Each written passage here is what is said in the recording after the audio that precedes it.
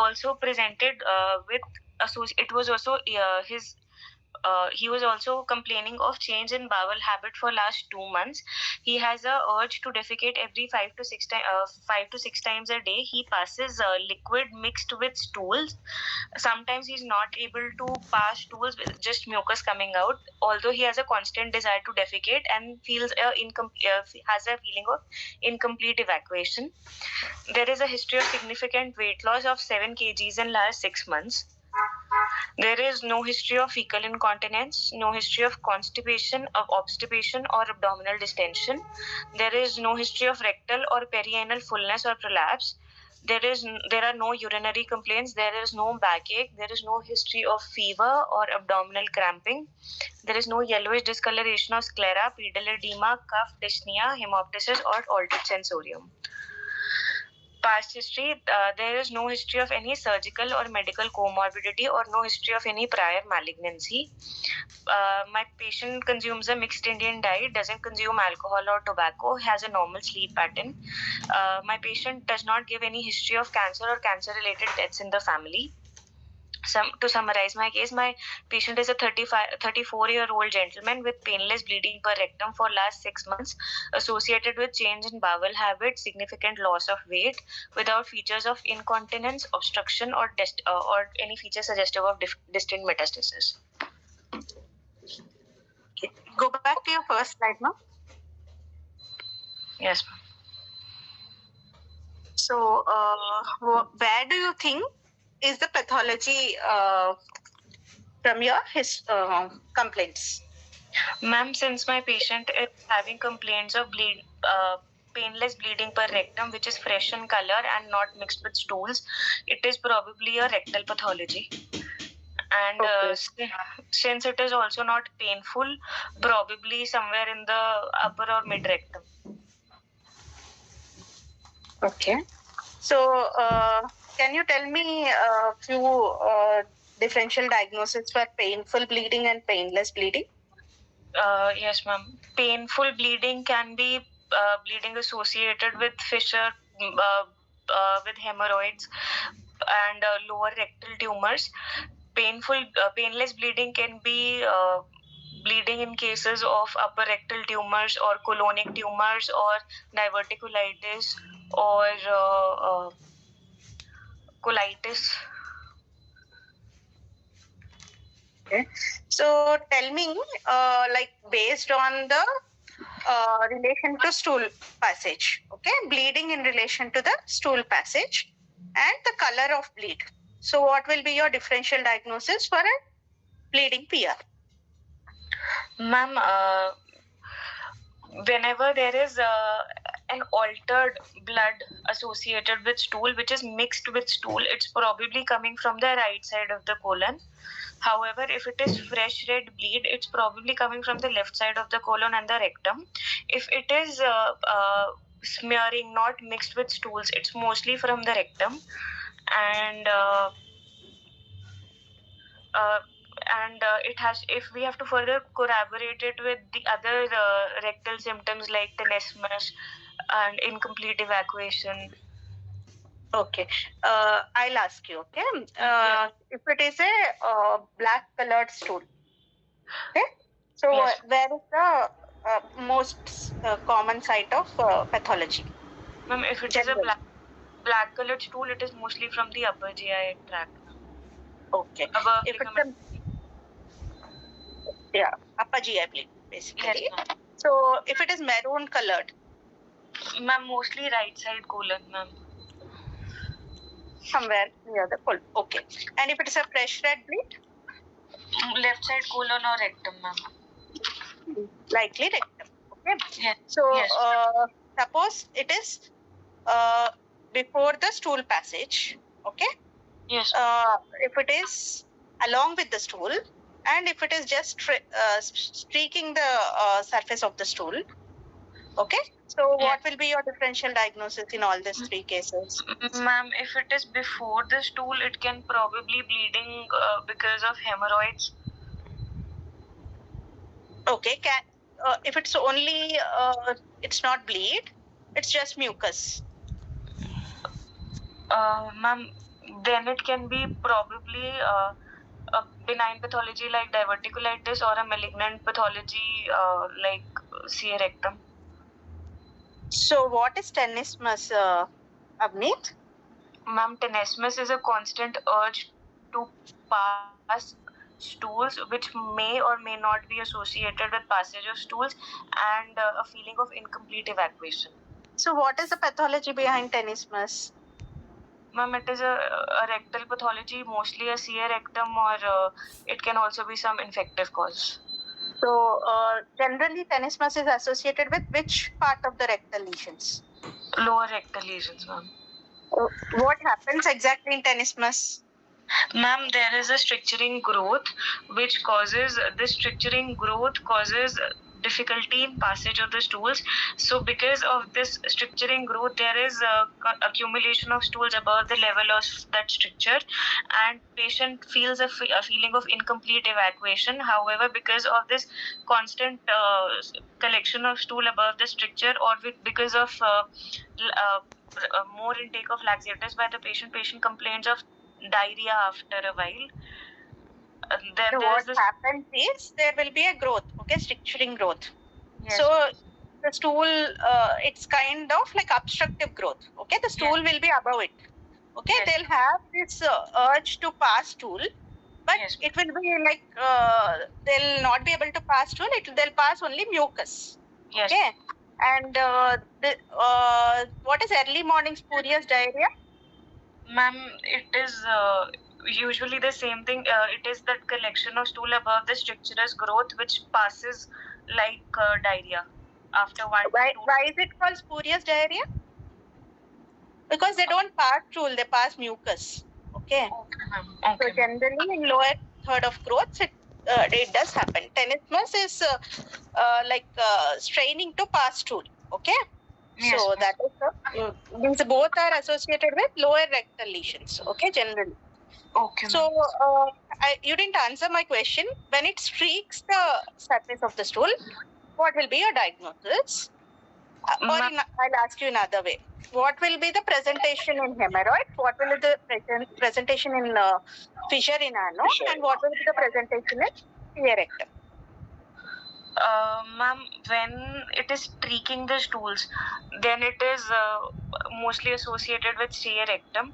When it is passed separately from the stool, it can be hemorrhoids. Are you sure? Streak is seen in fissure streak. Fissure in ano streaks. Fissure in ano is present with streaking of the stool. Hemorrhoid, splash of blood in pan. Yeah, splashing of blood in pan. Yes. And CA rectum? Ma'am, Hematochezia or can be mixed.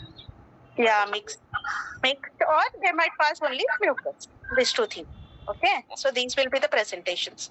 So which of them is painful? Ma'am, fissures and hemorrhoids can be painful. Hemorrhoids, which will be painful, ma'am? Or all hemorrhoids painful? External hemorrhoids can be painful, ma'am. Yeah.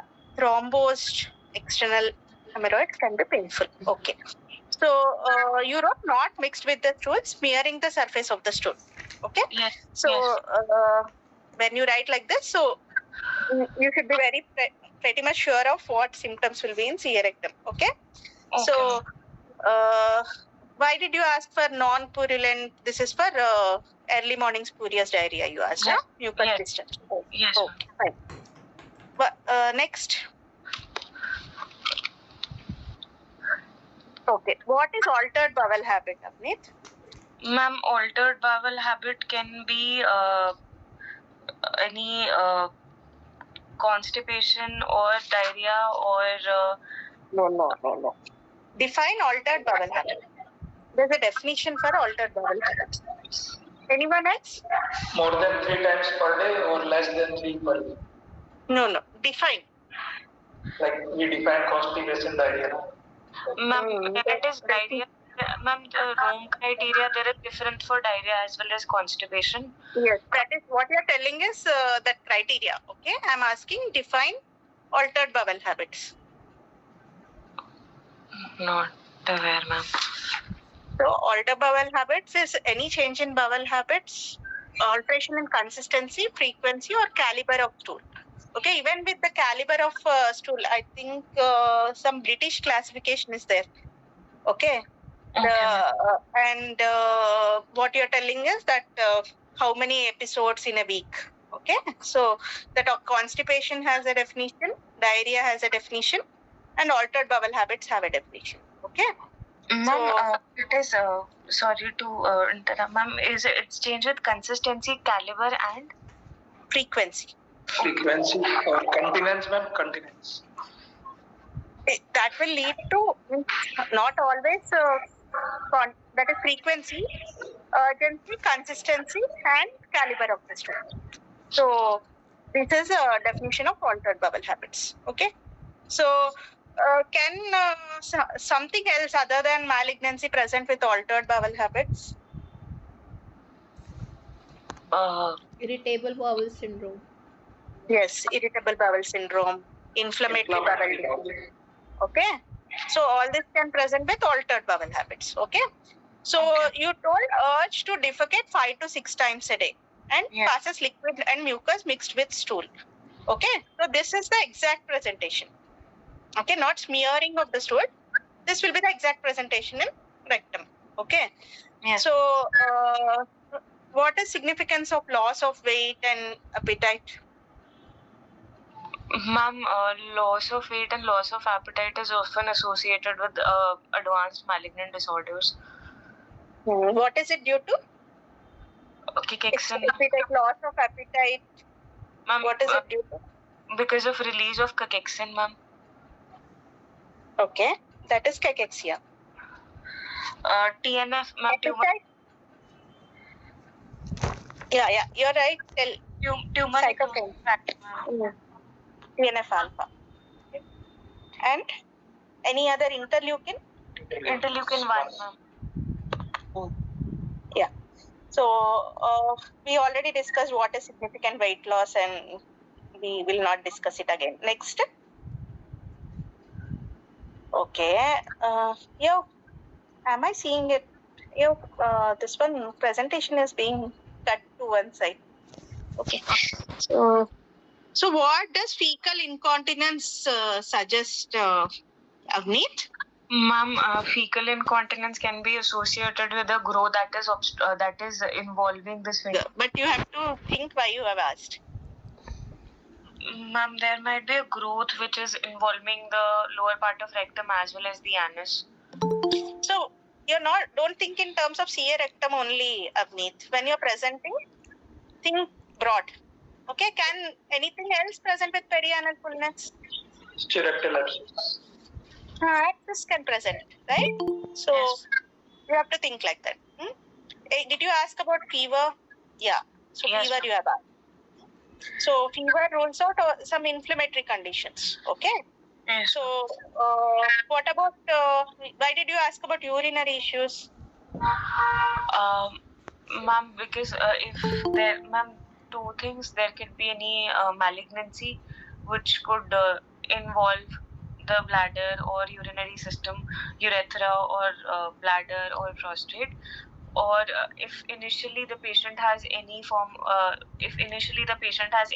of urinary complaints, and if he is proven to be a case of malignancy, later on we'll have to gauge at what sort of urinary complaints he might have post surgery. So you're thinking more in terms of an advanced disease. Yes, ma'am. Right? Yes, ma'am. Okay. So backache? To rule out any tumor infiltration or tumor spread. That also you're thinking in terms of advanced disease. Advanced malignant. Fine. Then why jaundice? Colorectal ligaments. Yes, ma'am. Fine. Pedal edema? Ma'am, there might be a tumor thrombus or a large lymph node which might be compressing vein causing pedal edema. Okay. और in lower, Cough. Ma'am lower इसमें rectum में it can be lead to lateral pelvic lymph node Yeah, enlargement. that's what we told, that pelvic lymph node compressing, that lateral pelvic lymphadenopathy. Okay, so okay, fine. Next, so what is the most common of metastasis site of rectum? Ma'am, mostly it is overall rectum. It is mostly liver, but they say that there are two different Does kinds. it differ with the position of the lesion? I mean, the Yes. site of the lesion? Yes, ma'am. Yeah. For upper 2/3, ma'am, because there is most of the venous drainage is to the portal circulation. There are mostly of the liver mets, but in the lower 1/3, because it goes, the venous drainage is to the systemic circulation. They can present with lung mets as well, ma'am. Okay, so portosystemic in upper and mid rectum will present with liver mets. Okay, in the lower rectum, why lower rectum?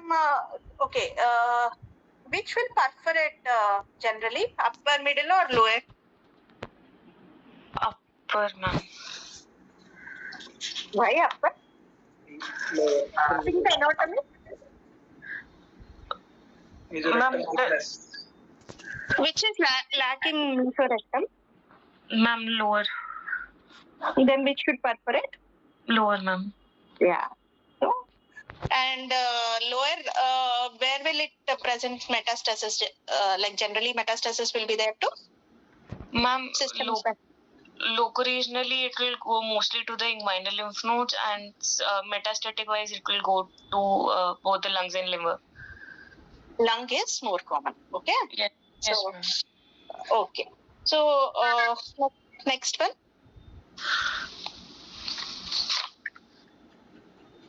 So one more out of box question.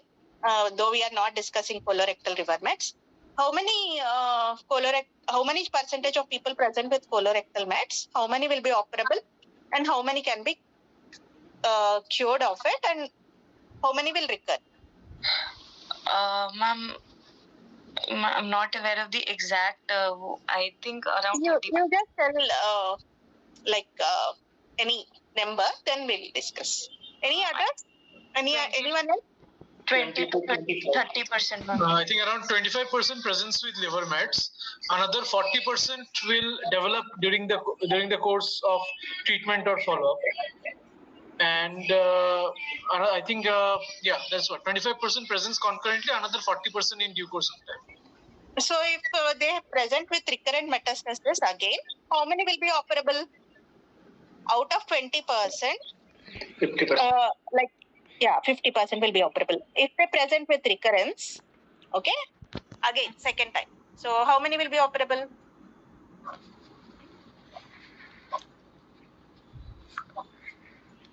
So 20 to 30% of them also will be operable. That's why we are more interested in treating colorectal liver mets. Okay, so it's even if with second time recurrence, they'll be operable. So that's the reason. Okay, so what surgical history you want to know, Avneet? What is significant in rectum?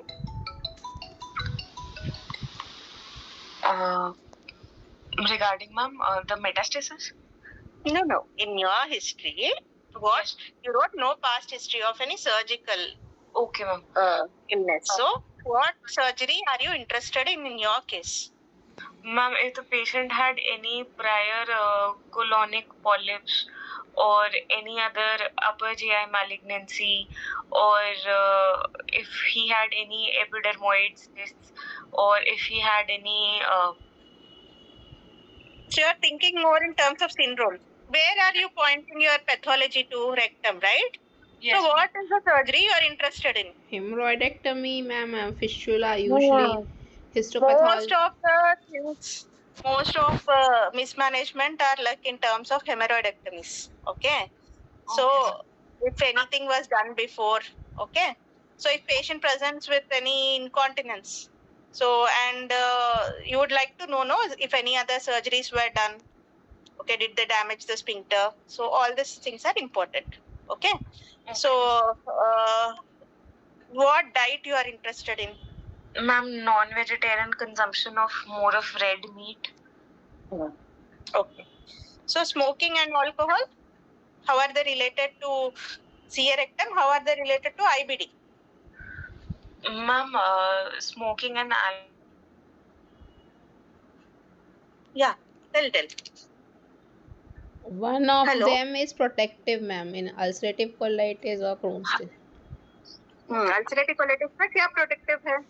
smoking protective है ma'am. Smoking is protective. Okay. And which turns more into CA malignancy? Is it Crohn's or ulcerative colitis? And how much duration does it take? Ulcerative colitis over I think 10 to 20 years. Yeah. So ulcerative colitis, they are more prone. Okay. So Crohn's presents with few extra-intestinal manifestations also. Okay. Yes. So you're not wrong if you tell there are no other, because at this point you're still not sure that it can be IBD, not inflammatory bowel disease or malignancy. Okay, one of the DD will be inflammatory bowel disease, right? Okay. So you should ask about any extra intestinal manifestations also. Okay, so what will be the extra intestinal manifestations? Can you name few? Ma'am, in cases of ma'am for malignancy? No, Crohn's. Crohn's. Ulcerative colitis and Crohn's. Ma'am, it can present with arthritis or skin manifestations it can have. Yes. So Crohn's has a tendency to present with perianal fistula. That is a very, common presentation. Other than that, yeah, joint pain, like arthritis-like symptoms, and skin lesions, they are also common. So which pair rectum? I think Ulcerative colitis. Colitis pairs rectum. Ulcerative colitis pairs rectum. Crohn's involves. That's why you will have anal and rectal, like more of fissures. Okay, all those things. So, family history. What do you want to know about in family history? Ma'am, I want to know about any history of any first degree relatives or second degree relatives who had history of colonic cancers or rectal cancers or endometrial cancers or upper GI malignancies. So, can you name few syndromes which you are interested in? Yes, ma'am. I am interested in familial adenomatous polyposis and Lynch syndrome. So, I would like to ask history related to them. So, any colorectal cancers or endometrial cancers, duodenal cancers, ovarian cancers, pancreatic cancers, urothelial cancers. Rectum ma'am हमको ये cow dung प्यूर्चेगर और ये सब बोलना है नहीं बोलना है? Cowden doesn't increase the rectal cancer risk, ma. It increases the polyps risks. हाँ, that's, but it is for colonic ना, for not for rectum, क्या है ऐसा मैं बोलूँ? No, it's not for malignancy at all. It is for polyps. Okay. So and this Peutz-Jeghers and all? Peutz-Jeghers and all, they can present in simultaneous colorectal polyps, no?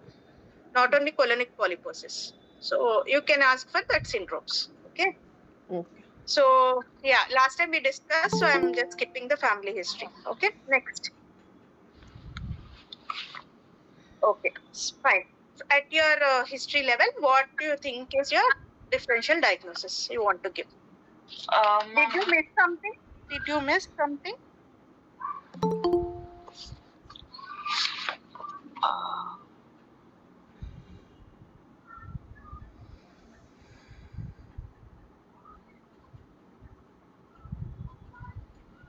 Any history, past history में कुछ something which might lead to similar symptoms?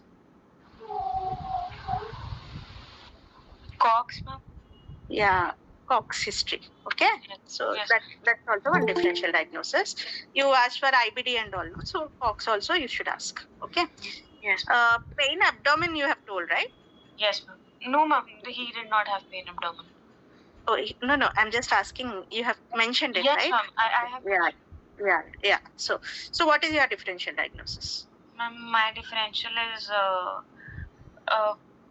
34-year-old man with probably rectal malignancy as one of my first differentials. Other differential is a rectal infective pathology, ma'am. Probably. So you told incontinence, okay, but be very careful when you it's a after examination, it is better to confirm, okay, with because incontinence history may we cannot tell so confidently. Even after examination, I would like to confirm with imaging and then only tell that word. Okay. Obstruction, yes, fine. Okay. So because vomiting says nahi hai, that he's passing stool, so that's fine. Okay. But incontinence, just be that incontinence, especially you should never mention sphincter involvement. If you're telling incontinence, it is fine. Okay. But no feature suggestive of sphincter involvement ये सब नहीं बोलना है, ठीक है? ठीक है. Oh, so your first diagnosis is anatomical is rectum, okay? So Yes. You think it is upper, middle, or lower third? Ma'am, With your symptom. middle rectal, ma'am.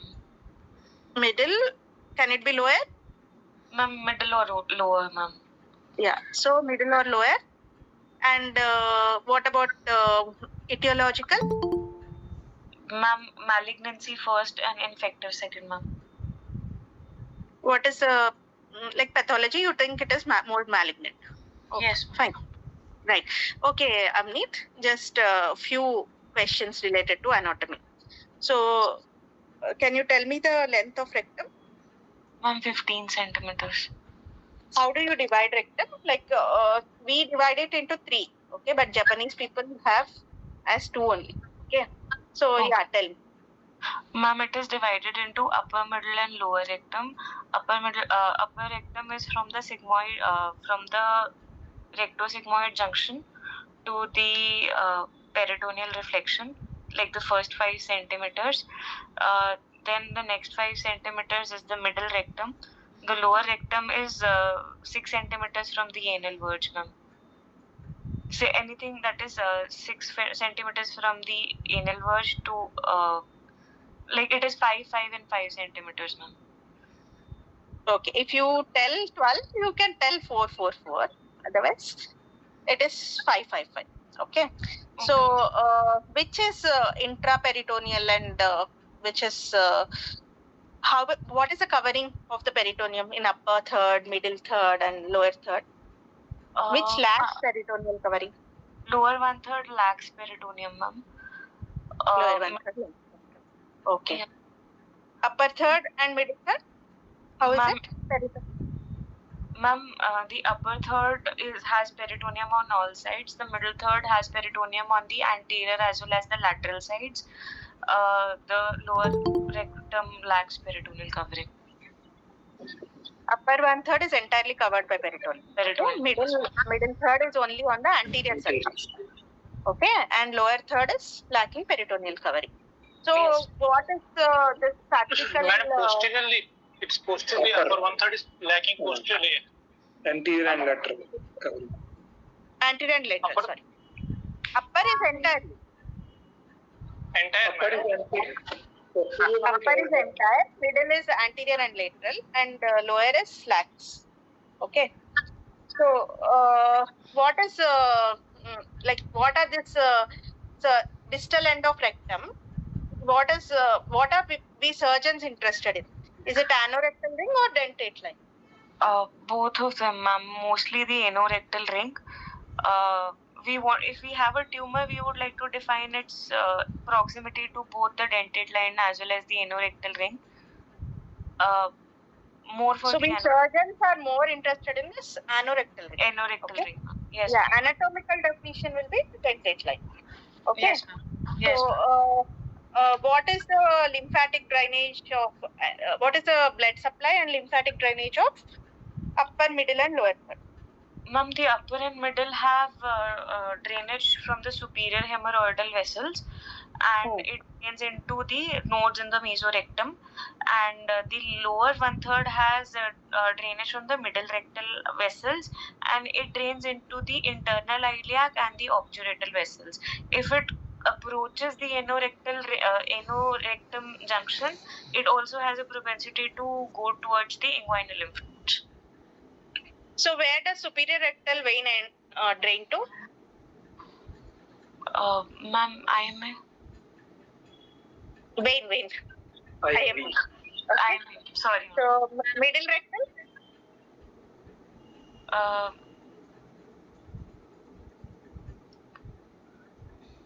Anyone else? Middle rectal? Iliac vein. It should be internal iliac. Internal iliac. And inferior rectal? Internal pudendal, then internal iliac. Yeah, middle rectal, internal iliac, and inferior rectal, internal pudendal. Okay. So, and where do what are the lymphatics, the upper rectum and middle rectum drain mostly into? Ma'am, the upper rectum are mesorectal and then the nodes along the IMA, and the lower rectal will be internal iliac and obturator lymph nodes. Okay. And inguinal lymph nodes? Ma'am, the lesions that are coming close to the anus, ma'am. I know it. Okay. Yeah. And yeah. So, do you want to ask about any like intake of analgesics?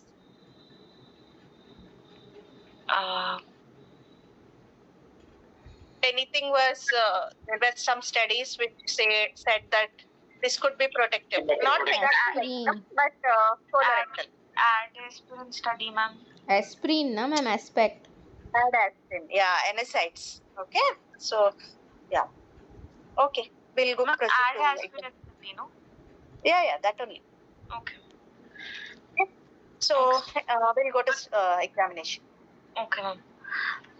Ma'am, I examined my patient in a well-lit room with informed consent and in the presence of a male chaperone. My patient was conscious oriented to time, place, and person with an ECOG performance status of 1, BMI of 21.6 kilogram per meter square.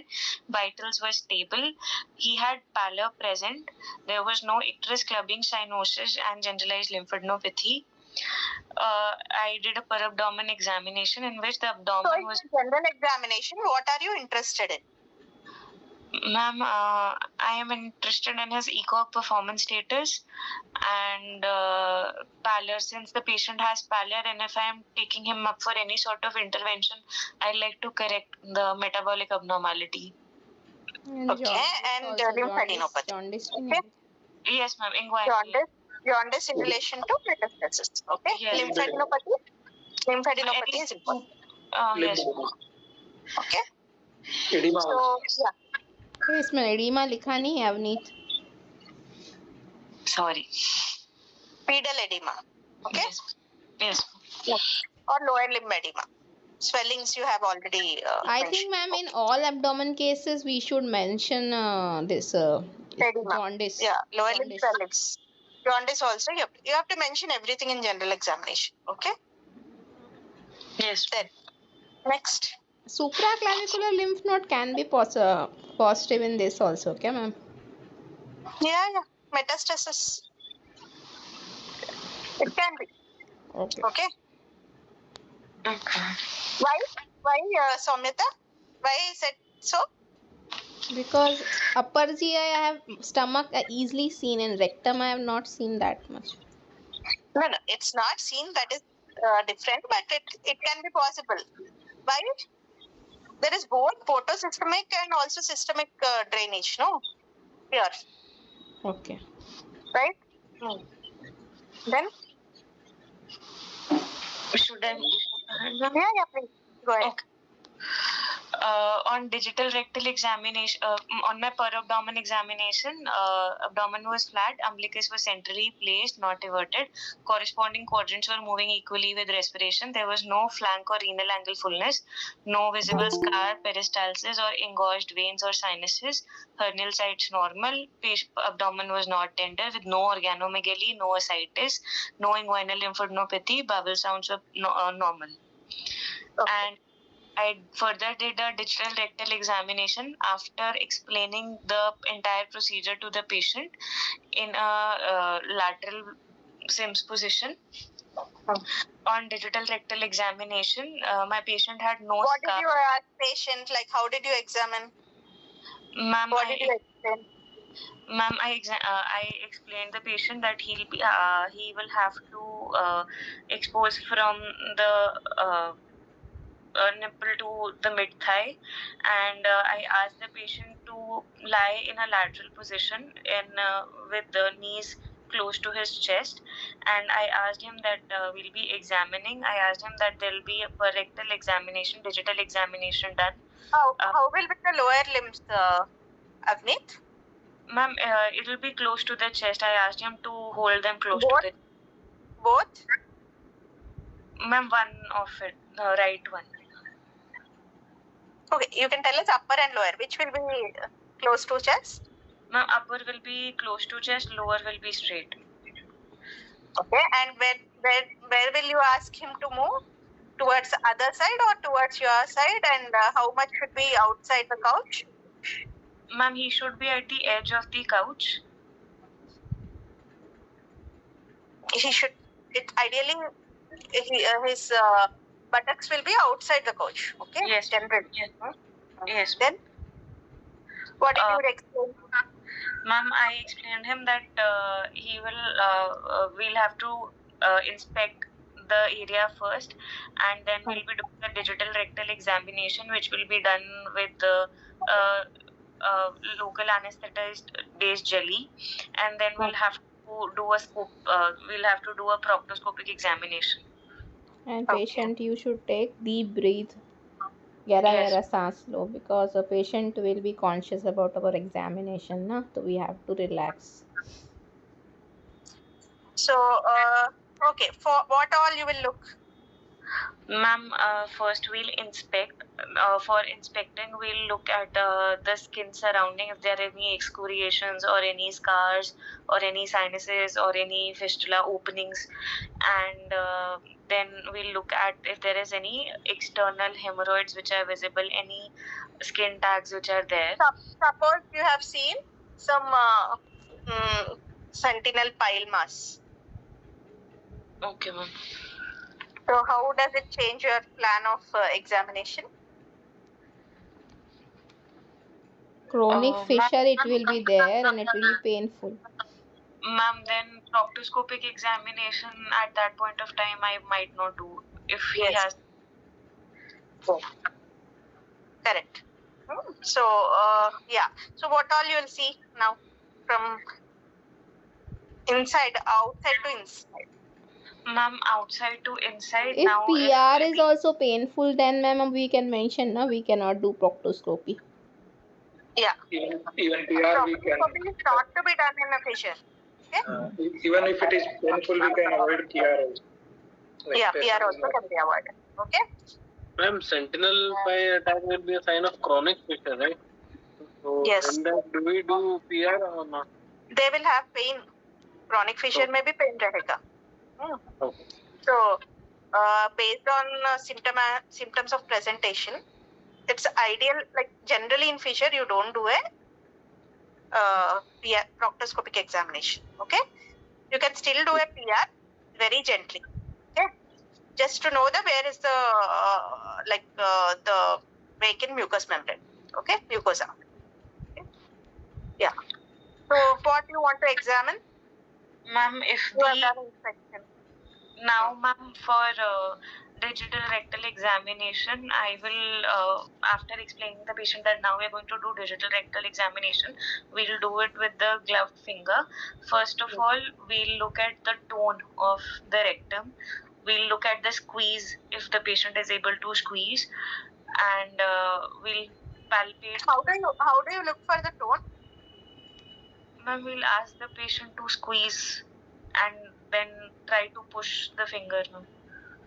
Yeah, like how you pass a stool, we'll ask him to strain that way, and then we look at the sphincter tone. Okay, so yeah, so sphincter tone assessment, like. Yes, ma'am. Sphincter tone assessment was done, ma'am. The sphincter tone was found to be adequate. Then, ma'am, then I also wanted to palpate if there is any growth. If the growth was there, at what length it was, what amount of circumference it was involving, what was the consistency, was it mucosal or an outside bulge, and if there were any ulcers, if I was able to pass my finger beyond the growth or not. And if the ma'am on digital rectal examination, was the growth mobile or fixed, and if it was fixed, to what extent it was fixed. And after taking out my finger, I wanted to check if the gloved finger had blood on it. Okay, so basically you will rotate your fingers 360 degrees. Okay, Yeah. And then you look for sphincter tone, asking the patient to mimic straining, okay, to pass through. And then you'll see the growth, okay, from lower border, whether you can reach the upper border or not first. Yes, Some will be circumferential growth. You will not be able to reach anything. Yes, so you will also describe whether it is circumferential or which clock position it is extending. Okay. Yes, ma'am. Circumferential annular growths, you will not be able to reach the upper border. So definitely you should comment about the upper border. Ma'am anterior is 12 o'clock and posterior is 6 o'clock, ऐसे रखना रहता है ना, कम से clock में थोड़ा doubt होता है. Clock position like imaginary when you ask the patient to lie supine, no? Okay. वैसे ही जब lateral है तो they will shift. Okay. This will be the 6 o'clock. I mean, the side you are standing to will be 6 o'clock position. Side opposite to it will be 12 o'clock. To a pubic symphysis is a 12 o'clock, na? Yeah. But when you are examining laterally, it will be shifted. So, but your clock position will be corresponding to supine, not in lateral position. Okay. Okay, then anterior will be 12 o'clock and posterior will be 6 o'clock. Anterior will be 3 o'clock. 3 o'clock. Anterior 12. 12 होगा ना? Yeah. Anterior 12 and posterior 6. The side you will be standing will be 6 o'clock. Okay. The opposite side will be 12 o'clock. Okay. Means that towards pubic symphysis. Upper is 3 and lower is 9. 3 and lower is 9. Okay. So, yeah. You tell me what else you look for. Still, some are there. Lumen, obstructing the lumen. Yeah, obstructing lumen, bleeding. Okay. Then, very rarely they say, none of us have seen, mesorectal nodes can also be palpated through PR. Okay. Mesorectal nodes. Yeah, they say, but we have never seen yet. Okay. If prostate we can see in males if possible. If growth is posterior. Fixity will be described in relation to what, Avneet? Ma'am, fixity, there is a score for fixity as compared to, ma'am, the we see the fixity of the growth as compared to the wall and to the lateral pelvic walls, ma'am. The fixity to what you want to see? Ma'am, adjacent structures, ma'am. You are telling mobility. Okay? Yes, ma'am. I'm not asking mobility. I'm asking fixity to what? Ma'am, anteriorly to the prostrate, posteriorly to the sacrum and laterally to the pelvic wall, ma'am. Yeah. Other than this, you will never forget to examine the inguinal region. Okay? Yes. If it is more so, if it is anorectal region. Okay? What Okay. all positions can you do a PR, Avneet? Apart from what? What is this position called, which you described now? Sims position. Yeah. What other positions are possible? Lithotomy can also be done, ma'am. So right lateral, left lateral, and knee elbow position. Okay, supine position. What is jackknife? Uh, knee elbow. So pilonidal sinus का position. Yeah. Prone. Okay. So these all you will see. What is the most That is common side prone of ना a ma'am. Prone का नीचे दो. prone and lying. अभी कैसे describe करूँ?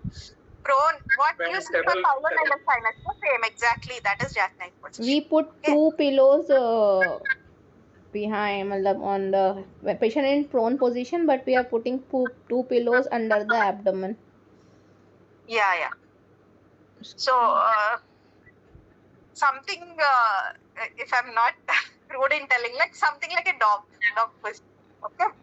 So yeah. So I wanted to ask you something. What is the most common site of a chronic fissure?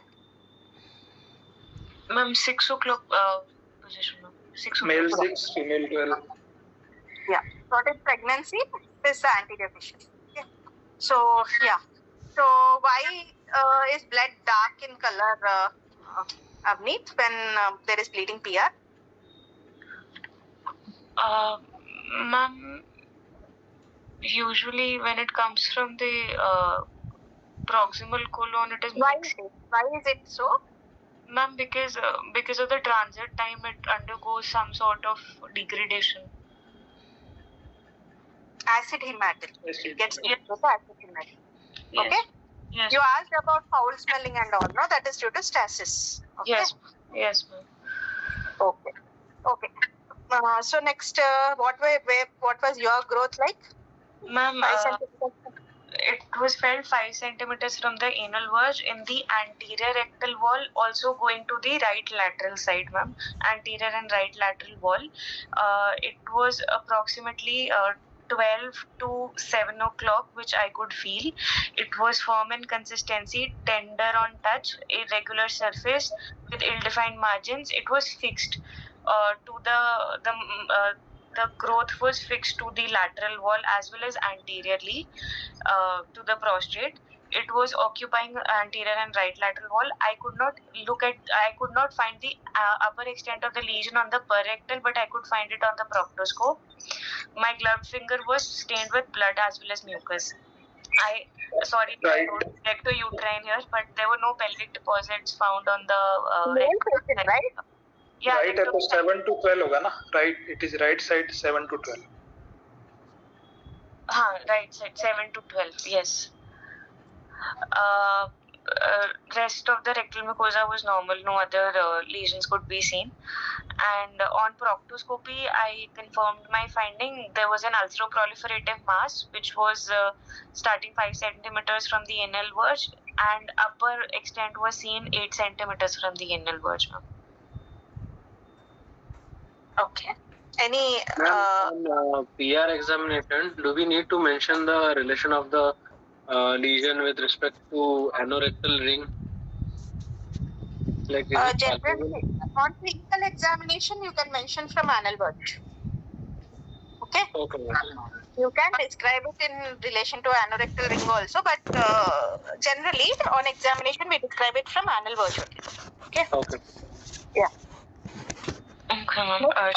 Should I You go? told about inguinal lymph nodes. Yes, ma'am. I told about inguinal lymph Fine. Yes. Okay. Then I wanted to ask, after an peer examination, when we say in the exam, I mean, anyway, we are going to subject the patient to a colonoscopy. So, will we subject the patient to a proctoscopy? And if yes, then what is the rationale? What else? We can take the you can take a biopsy. No? Why do you want to do colonoscopy? Wait for 3 days and then take a biopsy. With the proctoscopy itself, you can take a biopsy. See, all this colonoscopy cannot be done if patient is obstructed. No, madam. I'm just saying that if in a normal patient, non-obstructed, in any case, always When you do your office examination, like in OPD, and then you take a biopsy, you get the report soon. No, next day patient should be prepared. Then they take a biopsy. Delay. That's it. Got it. Okay. Yeah. So, what other things you want to see since he has asked for colonoscopy? What other things, additional information you will get by colonoscopy, Avneet? Ma'am, any synchronous malignancy or any other polyps I would like to see, ma'am. Okay, what is like synchronous malignancy? And what is metachronous? Ma'am, if there is a malignancy which is found at the diagnosis or within 6 months of the treatment of the diagnosis for the primary index malignancy, that is synchronous, and after 6 months, then it is metachronous, ma'am. Okay, fine. So, incidence कितना रहेगा 10%. Yeah. 10%. Synchronous कितना रहेगा? 3 to 5. Yeah, around 3. So, tell me now what do you want? Ma'am, I would like to do further investigations to confirm my diagnosis, and if it comes out to be malignancy, then stage the disease, and then further investigations to support my management, ma'am.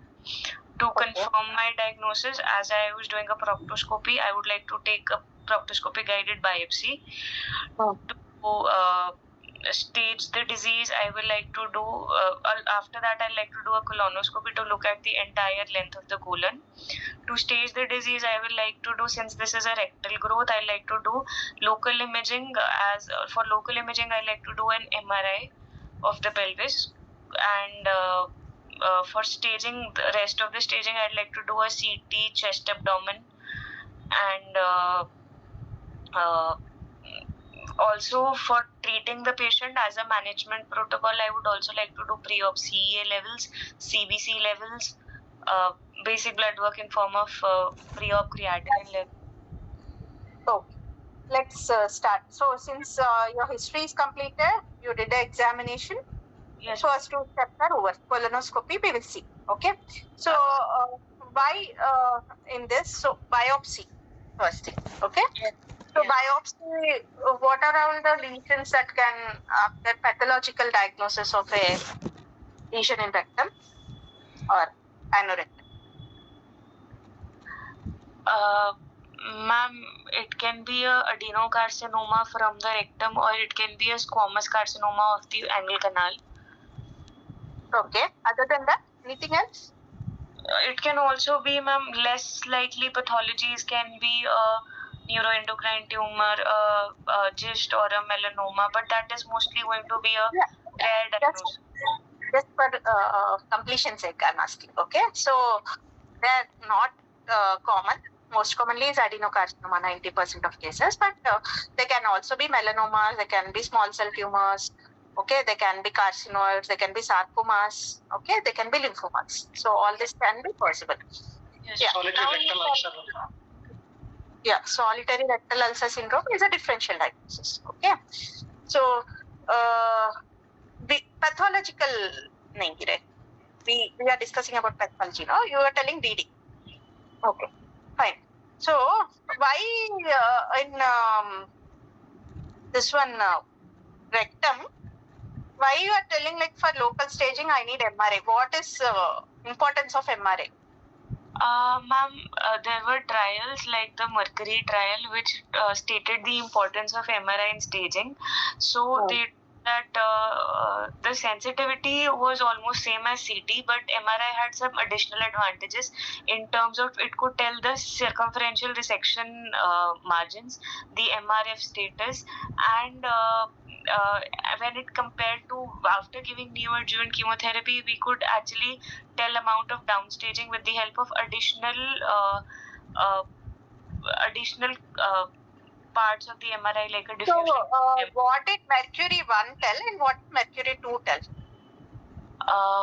Ma'am, Swinter, it mostly told about this, the circumferential resection margins.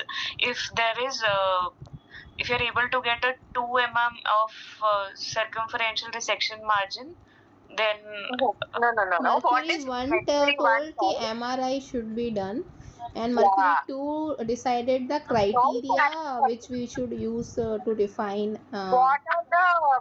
What is the importance of the characteristics of a description of a tumor on MRI? That was told in Mercury 2. Okay.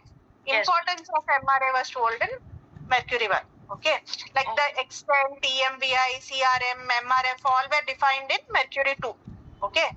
Okay. So yeah. So what about other? Why CT is not? Okay. If you want to do CT, Yes, ma'am. so when do you want to do CT? In cases of if the patient has come with an obstruction, we might want to do CT at that point of time. Implant claustrophobia. So MRI के साथ क्या किया है रे? Local regional staging किया, हाँ? So Yes. what do you want to do with CT? Ma'am, regional state metastatic workup की तरह we can use. Yeah, it is more pickup for nodes, more Yes. specific for nodes, okay? Yes. And also distant metastasis. Okay, can you tell me sensitivity of MRI? Ma'am, I think it is 85 to 90%, the same as CT, ma'am. What is sensitivity? Same as CT for local regional staging. Yes, ma'am. Sure. Then why do we do MRI? Ma'am, it has additional advantages in terms of telling the response of treatment and differentiating from the post-radiation fibrosis. So it better estimates that tumor response grading. Okay. Also, it has more sensitivity to define the extension of the disease locally. Like ये जो EMVI है, mesorectal fascia है, ये सब CT में इतना clear नहीं होता है.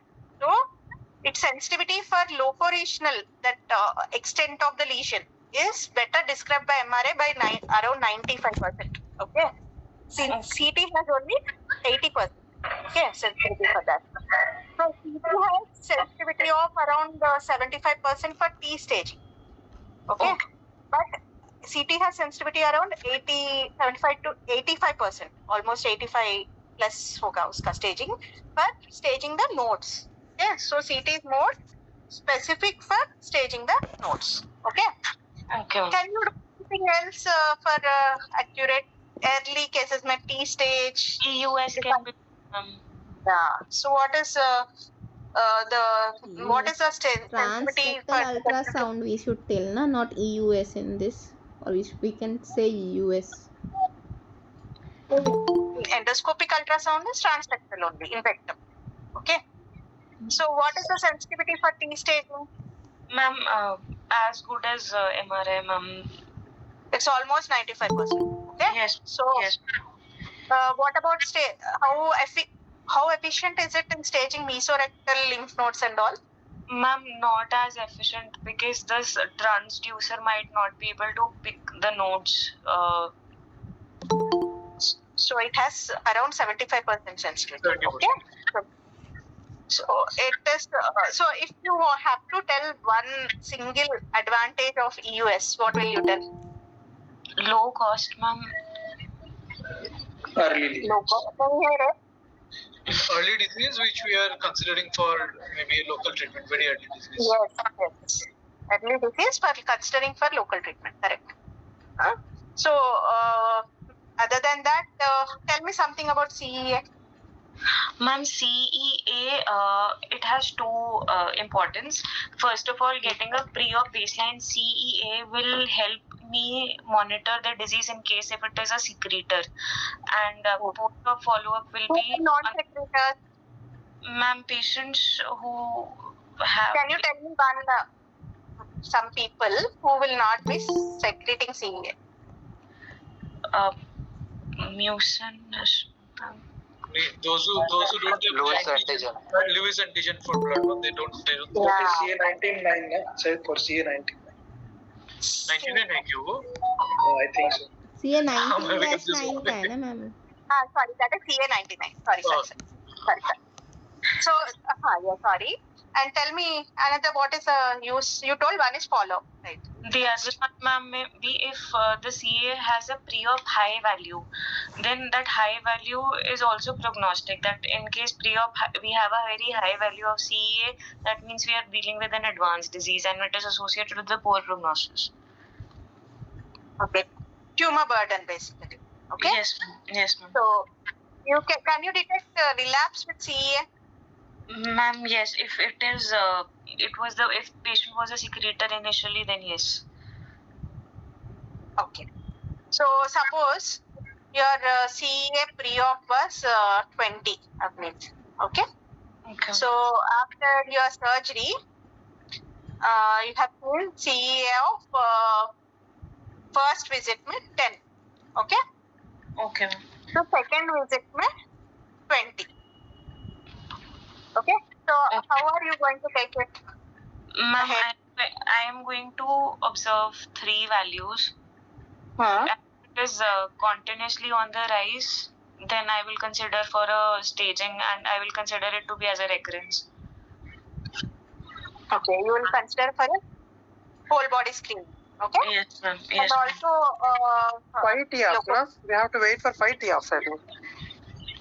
That is yeah, why what we is do it after 4 TF? weeks.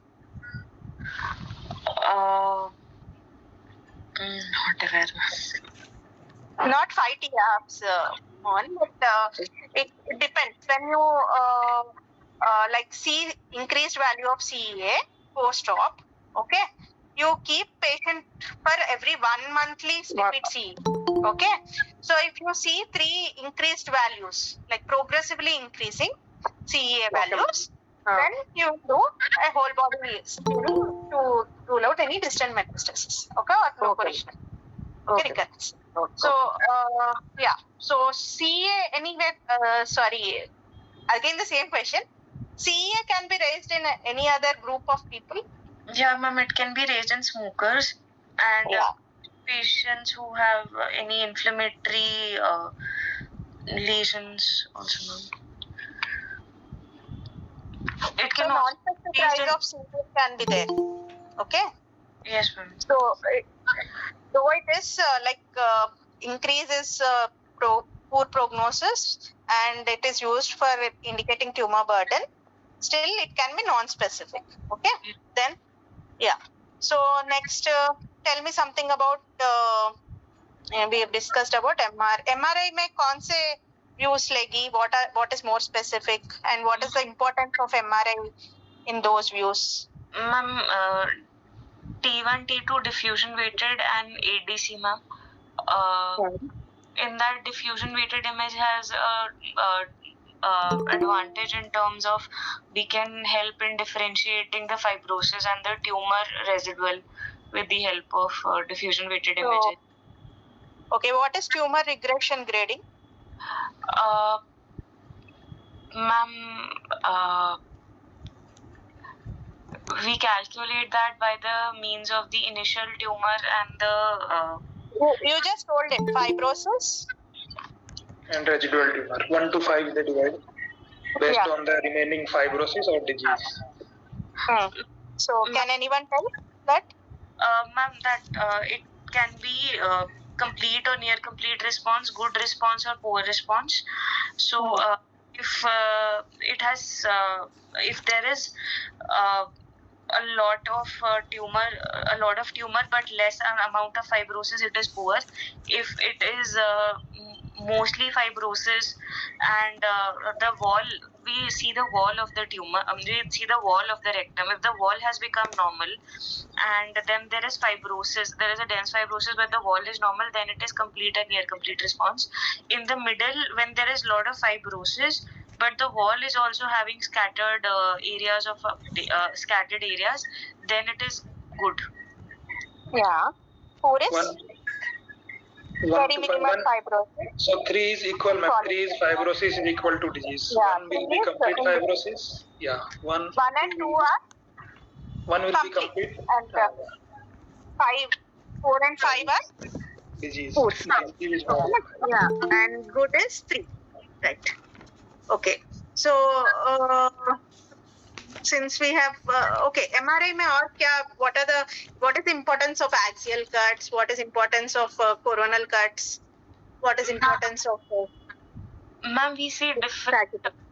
we see the localization of tumor as compared to the surrounding structures in different cuts. So when it comes to mesorectal fascia, the MRF involvement, it is better seen in an axial cut. But when it comes to the relation of the tumor to the peritoneum, when it comes to the relation of the tumor to the peritoneum, as well as Okay, in which cut do you see the extent of the tumor? Ma'am, coronal, sorry, sagittal cut, ma'am. In which cut do you see the sphincter involvement? Coronal cuts, ma'am. In which cut you see better of yeah, you already told it, this mesorectal fascia involvement, CRM. Yeah. And okay, now since we have come to this, tell me, like, whenever you are treating rectum, what is your goal for treating that? Ma'am, goal is to, ma'am, in cases of a lower rectal tumor, if there is sphincter involvement, then saving the sphincters and and achieving a clear circumferential resection margin. So goals will be locoregional control. Okay. Yes. Then with prevention of metastasis, okay, distant metastasis by treating it at locoregional level, with acceptable quality of life, like preservation of sphincter, okay? Yes. So normal rectal tone, okay? Non-functional, you cannot make it, okay? And then last but not least is preservation of sexual function and urinary function, okay? These should be your goals of treatment in rectal cancers, okay? So to preserve all this, you need to preserve the autonomic nerves. You have to preserve the sphincter, okay? And you have to achieve a distal negative rectal margin. Yes. Okay. So what is the negative margin you want to aim at? Ma'am, we aim at a 2 mm margin. For distal margin, ma'am. Does it differ with grade, or is it only like? Ma'am, initially it was 5 centimeter, but now they say that even 1 centimeter is enough. And post CTRT. No, that's what I'm telling. You have to define it based on whether it is like upfront case or it is post NACRT, okay, or whether it is well differentiated, moderately differentiated, or poorly differentiated. Now, can you tell? Ma'am, post CTRT, even a negative margin suffices, and an upfront setting, we want to get at least a 5 mm margin, ma'am. 1 centimeter margin, ma'am. So tell me, upper, like proximal margin and distal margin. Proximal margin is same in almost all. 5 okay. centimeter. Yeah. So distal margin, pre NACRT, 1 centimeter, ma'am. 1 centimeter. Yes, ma'am. In cases of distal tumors, ma'am, 1 centimeter. That's what I'm telling you. It differs with grade of the tumor. Okay. Okay. Anyone? So I'll only tell. Well and moderately differentiated, it is 2 centimeters. Okay. Okay, ma'am. Ma'am, this is upfront. Sorry?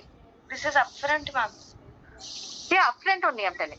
Okay, ma'am. Okay. Post NACRT, it is 1 centimeter for well differentiated tumor. Okay. So this is all distal margin what I'm talking about. Okay. And what will be the mesorectal margin you want to achieve? Ma'am, we are not clear on the margin, ma'am. You said pre NACRT well or moderately differentiated is 2 centimeter. Yes. And post NACRT, it is 1 centimeter. For poorly differentiated? Poorly differentiated, it should be higher. Okay. More than 1 centimeter. More than 2. If it is poorly differentiated. If it is poorly differentiated. Okay. Poorly differentiated post NACRT more than 1 centimeter is what you saying. Yes. This was paper by Quick et al. Okay.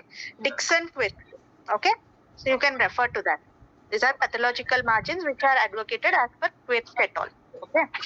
So it always remember in rectum it depends on the grade, okay, not just like distal margin, and also pre and post NSCRT status. Okay.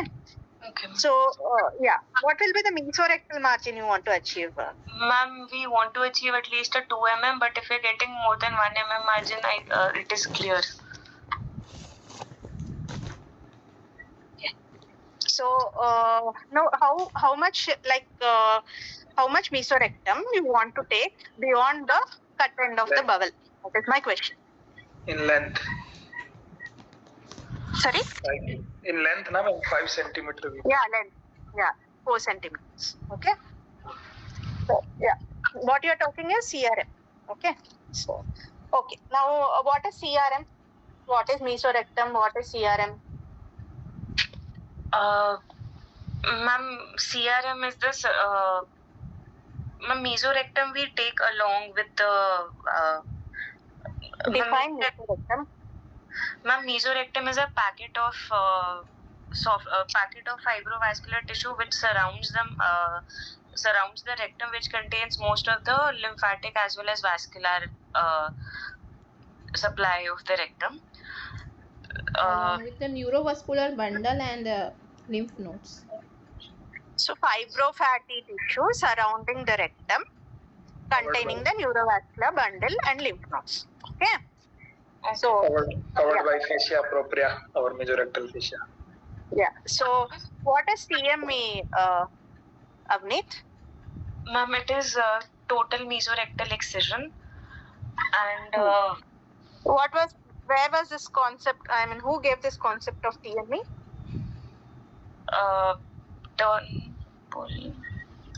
Healed. Bill Hill. Okay. Hill concept, na? So you should know that. Okay. Ma'am, who gave the concept? Bill Hill. Bill Hill. Okay. Bill Hill. Okay. So why was this why did this come into light? Why TME so much? It has importance in rectum colorectal cancers. Ma'am, because on completing on going in the TME, it was associated with clear circumferential resection margins, which we were not able to take even more radical Don't surgery. confuse the CRM with TME. Okay. Just why was local recurrence? How much was it prior to TME era? It was around 25%, ma'am. 25 to 30%. When the heel increased, it was come down to 14%. And after it has come down to 5%. it was less than 5%. 5%. Okay. It's the importance of TME. Okay. So what can you define TME? Ma'am, it is removal of the it is complete excision of the rectum along with the mesorectum with its neurovascular bundle.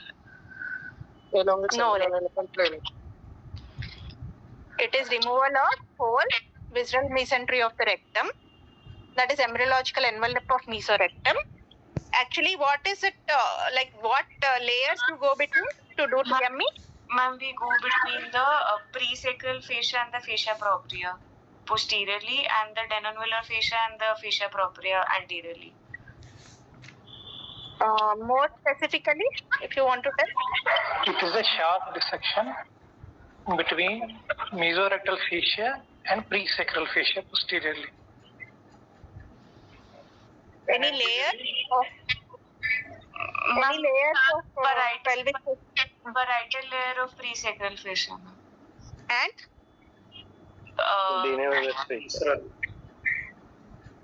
so visceral. Okay, now let us be clear. Okay, rectum के outer covering क्या होता है? What is that? Fascia.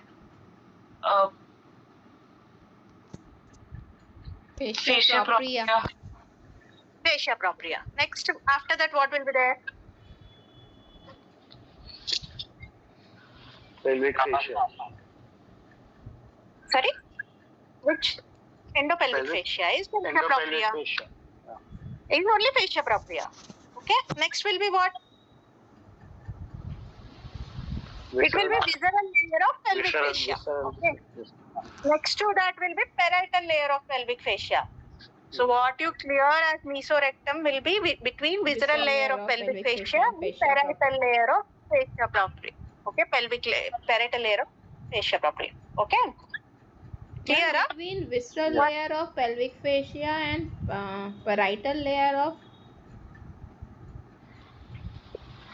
fascia propria is nothing but endopelvic fascia. Okay. So when you clear it between visceral and parietal layer of pelvic fascia, that is the mesorectum. Okay, clearance. Okay. Not clear, huh?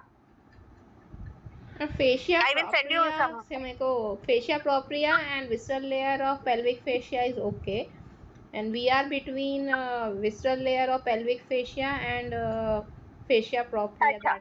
Okay. Anteriorly, what will you get? What fascia will you get between bladder and rectum? Denovillus fascia. Denon-villus fascia. And denon-villus fascia में जो nerves preserve करते हैं, that is responsible for sexual function. Okay. Yes. So, and posteriorly, what do you get to rectum? What fascia? Presacral fascia. Presacral fascia. So, इसमें क्या run होता है? What nerves are there? That autonomic nerve. Sympathetic flexion, ma'am. What are that? Sympathetic and Sympathetic or parasympathetic? Parasympathetic. Okay. And autonomic. hypoplastic nerves. Okay. Yes. So, anything between visceral layer of pelvic fascia and fascia propria of rectum is mesorectum. Okay. okay. That is called Heel's holy space. Okay. Right? So, what additional things? You told one is local recurrence, that TME has decreased. Anything else it has decreased? Less neural complications also. Yeah, just now I told you, no, that the neurovascular bundle, it runs in which fascia? So, it has decreased the sphincter Because dysfunction. we are above Okay, presexual fascia and now bundle is below presexual fascia. Yeah, and Lower, yeah. ma'am, It has, most of the it lymph has nodes better. Ma'am, Sorry? wasn't there in TME study wasn't there like increased incidence of neurovascular injury while we're doing TME? One of the side effects of TME. No. That initial paper which was published by Bill Heel and modified TME is different. Okay.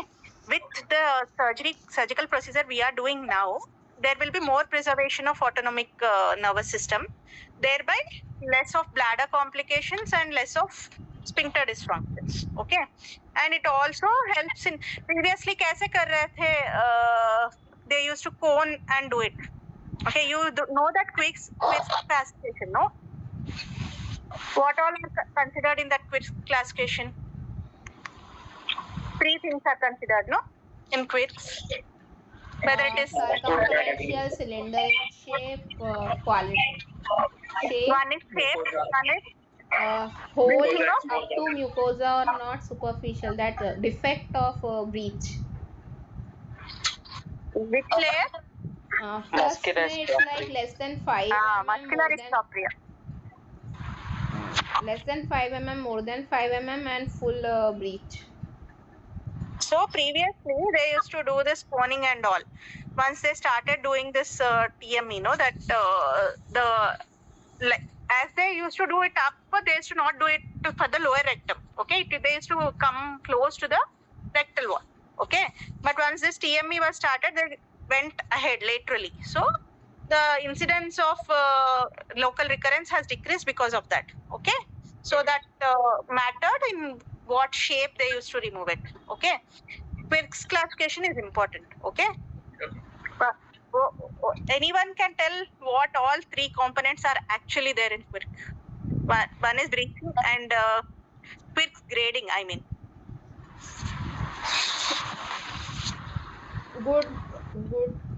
Good, bad और वैसा है ना ma'am?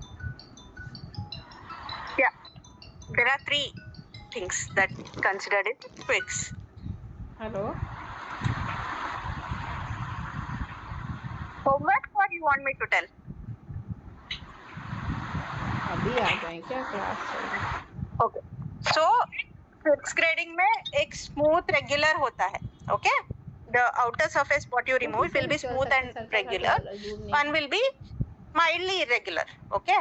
And one will be completely irregular. Okay. So you can see the exposure of muscularis propria at several levels. Okay. So when it is smooth and regular, there will be intact mesorectum. Okay. There will be hardly any mesorectal irregularities. Okay. And nothing will, no defect, even if there are irregularities, nothing will be more than 5 mm. Okay. So there will be no coning, it will be cylindrical nicely and smooth to touch. Okay. Whereas in second one, what you see is that mildly irregular. So majority, it will be irregularity of the mesorectal surface. Okay. And there will be moderate coning and muscularis propria will be visible some at some sites, not every site. Okay. Then whereas irregular will be like the bulk of mesorectum, there will be irregularities with multiple defects in muscularis propria. Okay. So this will be the Quirk's grading. Okay.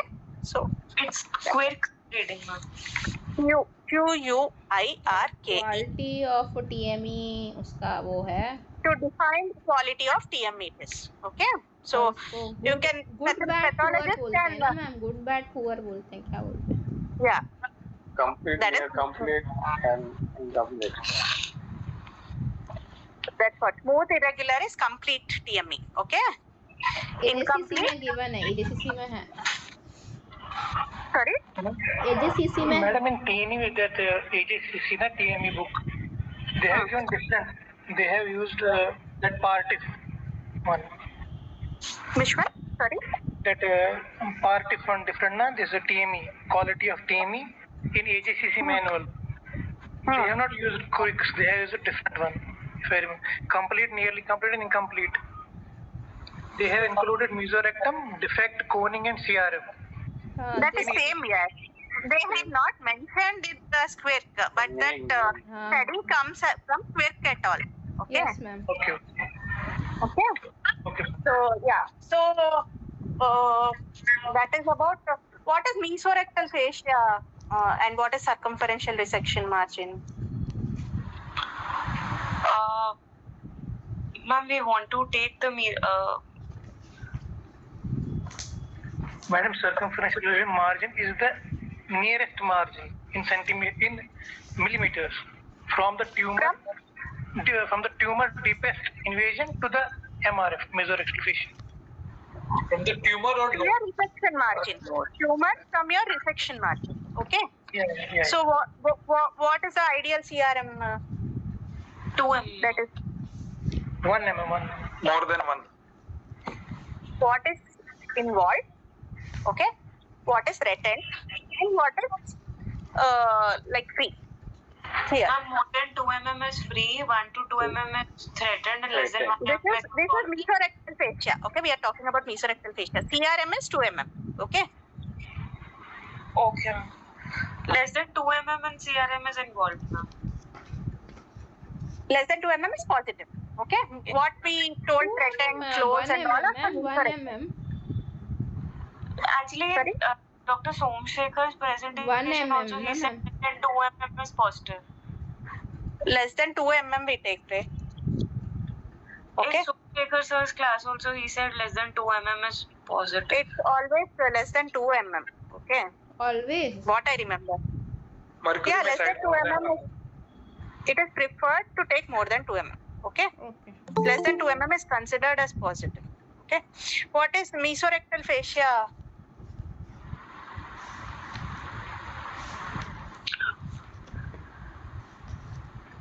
Ma'am, it is the fascia which is surrounding the mesorectum, ma'am. So just now you define mesorectum. Okay. So mesorectal fascia mein, what is the importance? Something is classified as A, B, C, D. What Ma'am, is that? The T3 is further, I think, divided on the basis of radiologically we differentiate T3 on the basis of how much is how much of the mesorectal fat is involved. So that T3 What is A? Ma'am, it is less than 1. Correct. Less than 1. 1 to Less than 5, 1 to 5, more than 5, Nine. 5 to 15, and more than 15. 15. Yes. So for which ideally you'll consider, I will not do upfront resection. I have to give NACRT. For C A, and D. we can do we can consider there is further risk stratification on the basis of that. There is Yes. low risk, intermediate risk, and high risk. If there is no node positivity and T3A and B that is less than 5 mm of invasion, it is low risk.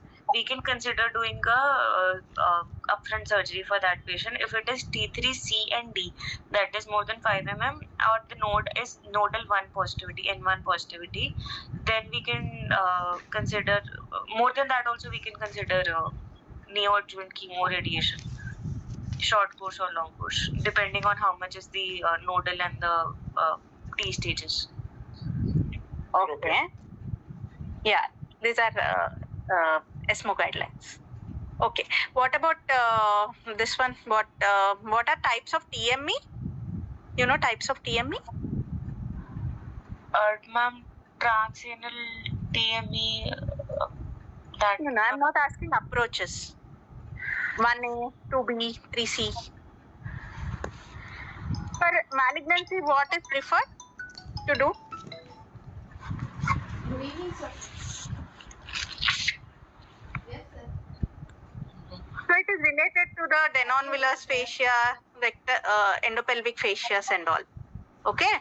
So both layers of, if you remove both layers of Denon-Villers fascia, okay, that is ideally to be done in case of malignancies, okay, which are like T4 and anteriorly placed rectal tumors, okay, whereas 2B is most commonly done, which are not anteriorly placed rectal malignancies, okay.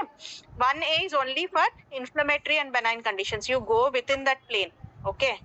So between the mesorectum and Denon-Villers fascia. So, ma'am, is this classification called something? Because I've never read these.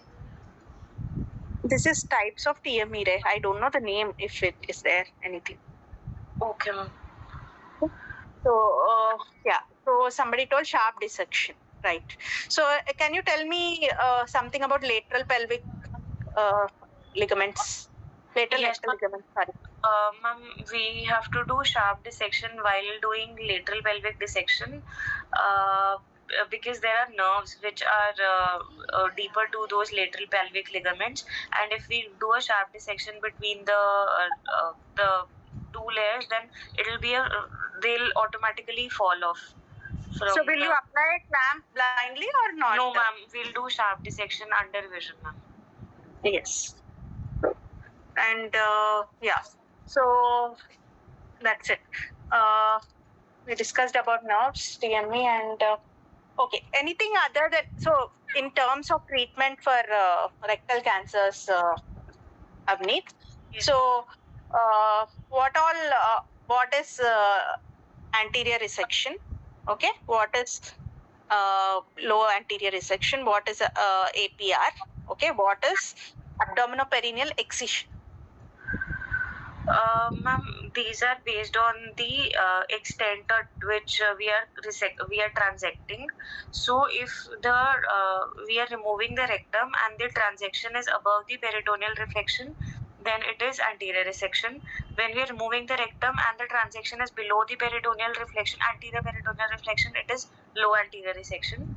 When the resection is at the level of the pelvic floor, then it is ultra low resection. When we are transection below the level of pelvic floor, it can be further dividing on the types of the intercentric resections. And when there is involvement of the lateral pater muscle, extralevator.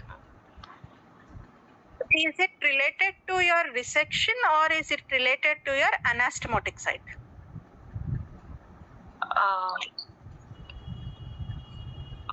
I was aware of resection, but it Anastomotic side. It is related to anastomotic site. Okay. Okay. So, what is difference between abdominoperineal resection and what is abdominoperineal excision?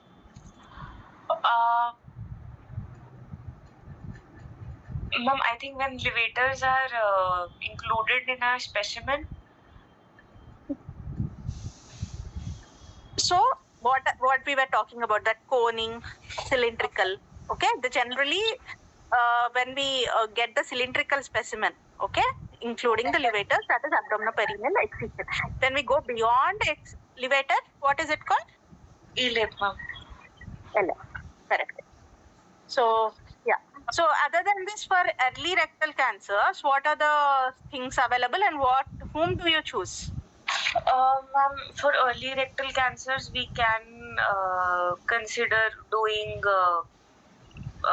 local. What is TATME? Ma'am, this is a transanal total mesorectal excision. In this, ma'am, the abdominal part of the surgery is done minimally invasively, only either by lap or robotic, which includes the ligation of the IMA and the splenic flexion mobilization. The rectal mobilization part is done from the anal word. Okay. And what is TEMS? Ma'am, TEMS is TAEMS. TAMES, ma'am. Transanal endoscopic. I am asking TAEMS. Okay, ma'am. Ma'am, it is a kind of local excision. It is dependent. It is a kind of microsurgery in which we can go up to as high as 15 centimeters from the inwards, ma'am. Our tumor has to be within 15 centimeters. It doesn't have to be circumferential.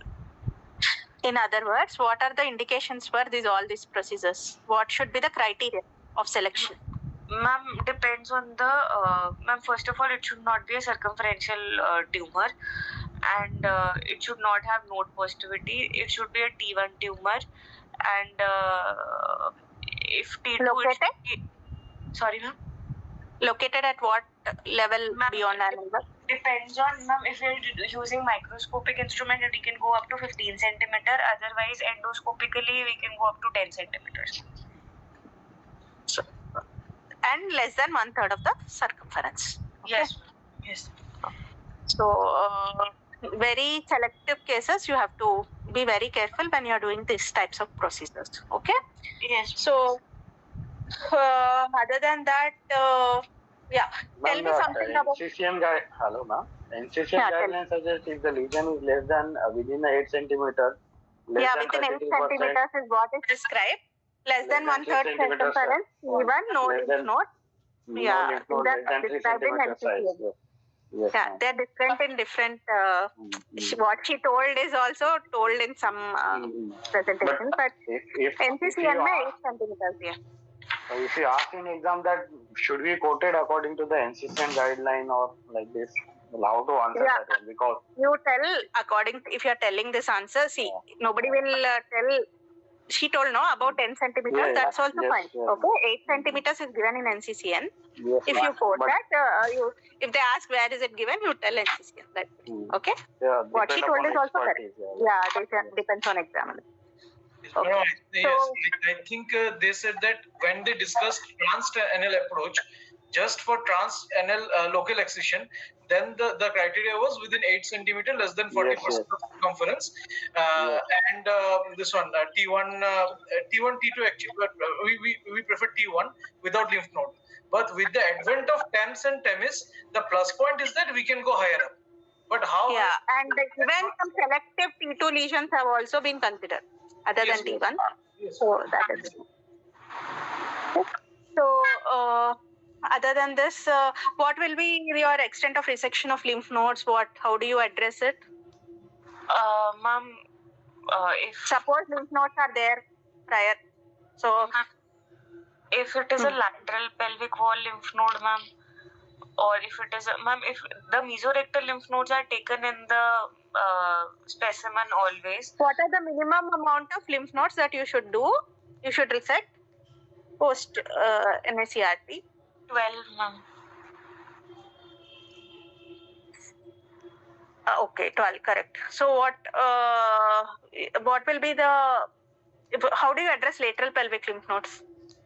Ma'am, if they are positive in the pre-NSCT setting, then we will go ahead and resect them in the post-NSCT RT setting also. So do this, what was the study which stated what you're telling, and what was the prognosis of such patients who had lymph nodes post-NSCT also, persistent lymph nodes? Ma'am, it was poor prognosis, but I don't remember the name of the study. It was a Japanese study.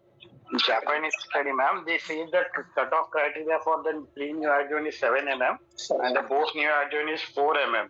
If you do the lateral pelvic lymph node in these cases, the recurrence of locoregional recurrence in lateral pelvic lymph node is around 14%, even if you do TME.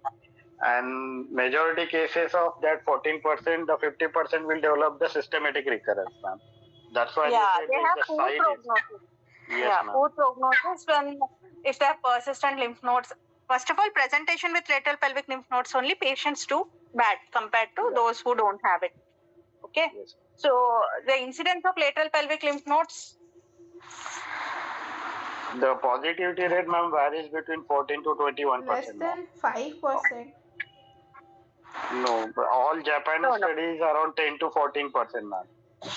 Yeah, it's around 25, I remember. Okay. And like most of them, around 75% will respond to NSCRT. Only few will be persistent. Okay. So what are the lymph nodes we are talking about in lateral pelvic? Internal and obturator. Internal iliac and obturator. Okay. So is there any classification that Japanese have given to dissection के लिए 1, 2, 3 for mesorectum and to cover the lymph nodes?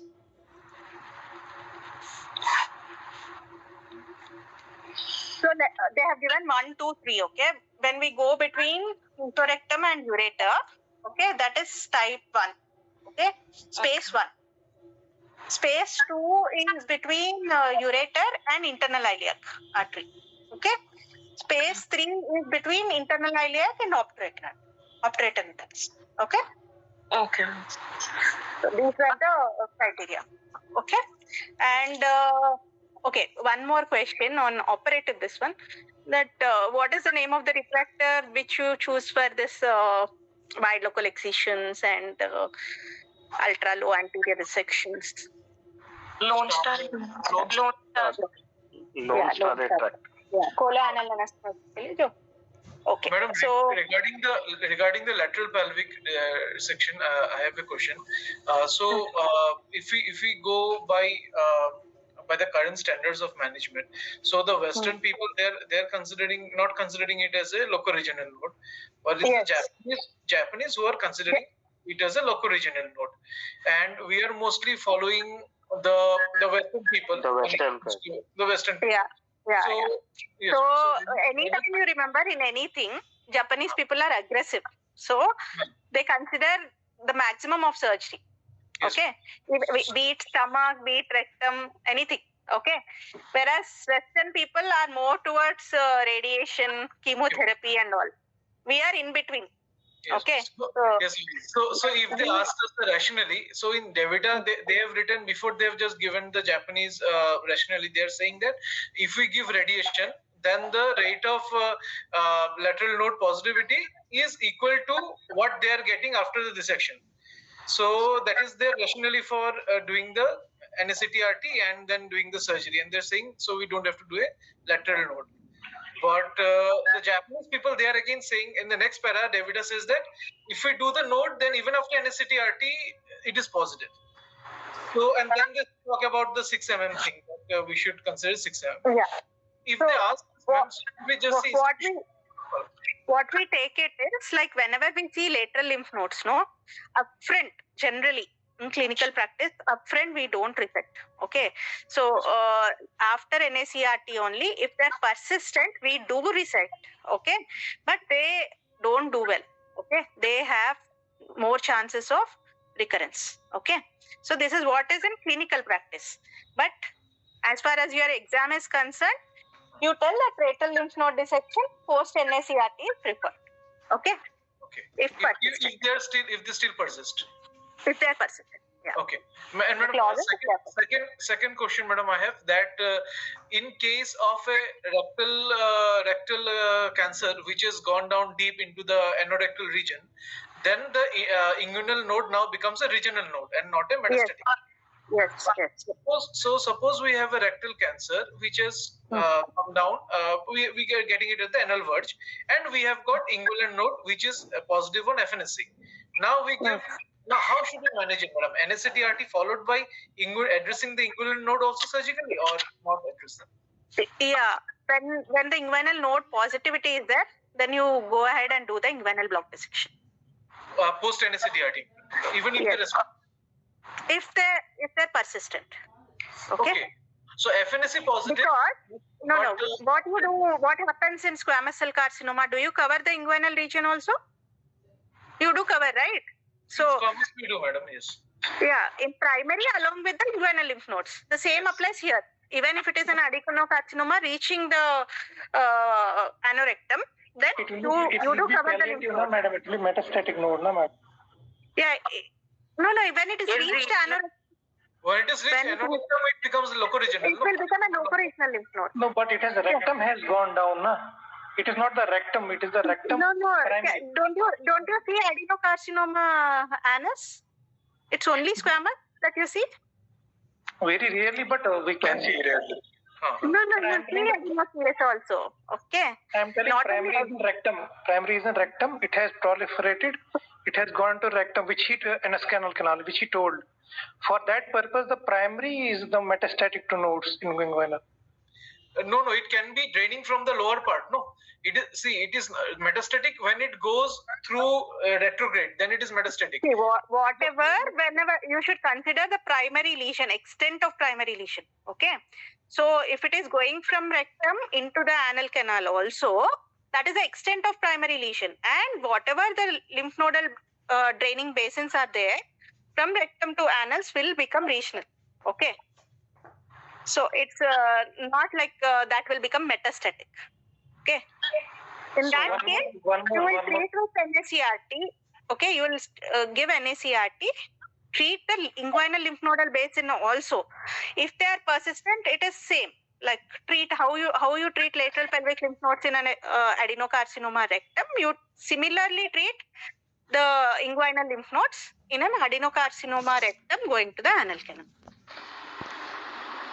Okay. Study, ma'am, around I just read about the chances of inguinal lymph node is in the involvement of rectal cancer is around 6% if the dentate line involved. Even if the renal, the locorenal inguinal lymph node are present after neoadjuvant, if you do the dissection, there is a still advantage of in overall survival, ma'am. Yes. Yeah. So whatever we are trying is only to remove the locoregional recurrence. So whatever maximum. So that's in that case. Node is positive, and after NART node become negative. Then also we will address that site of. No. Whatever is addressed by radiation, we don't address. Okay. Whatever response is there to radiation, we don't address. If only persistent, then we do address. Okay. In our setting, if pre-op positive node then we are addressing that site. Not bilateral, we are not addressing. The morbidity of lymph nodal dissection is quite high. Only we should do it when we are able to give the decrease the locoregional recurrence. So, okay. So where were we? So can you tell me anything about nerve preservations, Avneet? Yes, ma'am. So What are the nerves first of all? Ma'am, the superior hypogastric and the inferior hypogastric. So the superior hypogastric, we would like to address it close to the sacral promontory. This is, we can injure it while we are dissecting the IMA, when we are doing the high ligation of the IMA. And the inferior hypogastric, which forms the nervi erigentis, that we can damage while we are doing the rectal mobilization, that lateral stalk. These are in the horseshoe shaped, and while doing a sharp dissection of the lateral stalk, we can preserve them if we do a sharp meticulous dissection. And these are for the bladder and sexual functions. That is what I know. Okay. So superior hypogastric mostly like T10 to T12 level will be there. Okay. So below the aortic bifurcation, anterior to L5 body, vertebral body. Okay. So and this hypogastric nerves, they form a plexus. Okay. So it bifurcates 2 to 3 mm, more commonly onto the left side than right side. Okay, 1 centimeters on the left and 2 centimeters on the right. Okay, medial to the right. Okay, nervi erigentis, as you told, S2, S3, S4. Okay, these are pelvic parasympathetic nerves. Tell me how response of sphincter, like sphincter control with respect to sympathetic and parasympathetic. Ma'am, the sympathetic will, whenever there will be a sympathetic nerve injury, it will be mostly incontinence that will be seen. And so which opens the sphincter, relaxes the muscle? Parasympathetic relaxes the muscle and opens the sphincter. Sympathetic system, parasympathetic relaxes. Stool pass in parasympathetic. I think it's fine. Relax होंगे तभी होगा ना, like डर जाएंगे तो नहीं होगा. Okay. So what again? Just think and tell. What relaxes the muscle? So suppose muscle is relaxed. So what will happen to sphincter? Sphincter will contract. If muscle contracts, sphincter should relax. Correct. Okay. So yeah. So what does this inferior hypogastric plexus do, Avneet? Ma'am, it is parasympathetic. So okay. What is external sphincter? What is internal sphincter? External. What is it made up of? Levator ani and internal circular muscle fibers. Levator ani is? External sphincter, ma'am. What's internal sphincter? The fibers of the circular muscle fibers. Yes. So what are we more interested in whenever we are telling sphincter preservation? External sphincter, ma'am. Yes. Yeah. So the bladder and that bladder function is more by cavernosal nerves, okay, which run on the lateral border of the Denon-Villus fascia. Okay. Okay. Then where are the most common site of damage of these nerves? Like one is you told IMA origin ligation ke paas. Okay. Yes. That is hypogastric nerves. Okay. And that will cause what? If they are damaged at the level of IMA, ligating IMA, what will that cause? More of sexual dysfunction. Erectile dysfunction. Yeah. Yes, ma'am. So, and they might also cause stress incontinence. Okay. Oh. So, where else the nerves can be damaged? Lateral pelvic wall dissection, ma'am. Okay. IMA ligation and lateral pelvic wall. IMA ligation, she told. Lateral pelvic dissection mein kaun se nerves will get damaged? Sympathetic, parasympathetic? Which one? So it's mixed damage, okay? So at the lateral dissection. And what when you are doing posterior dissection? Then parasympathetic nerve. Hypoventricular. Okay, they are most commonly damaged when you are doing that between outside the presacral fascia. Okay. Then other area, anterior. Okay, which causes erectile dysfunction. Suppose you have preserved, if bilateral are preserved, what is the amount of continence you have? 80%. 90% they'll have. Okay. If unilateral is preserved, 50. 80% they'll have. 80 to 85%. Okay. And if it is both are cut, how much is lost? And where it is, in which book it is? 50%.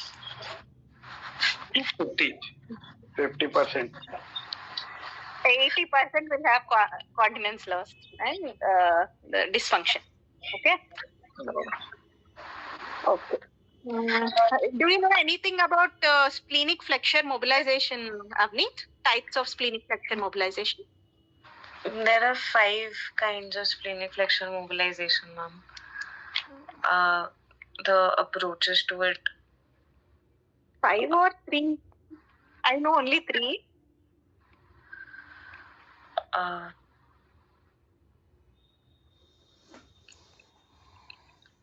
It's easy only. No. If you go up to splenic flexion, like you go beyond it, or you go up to the flexion, or you go before it.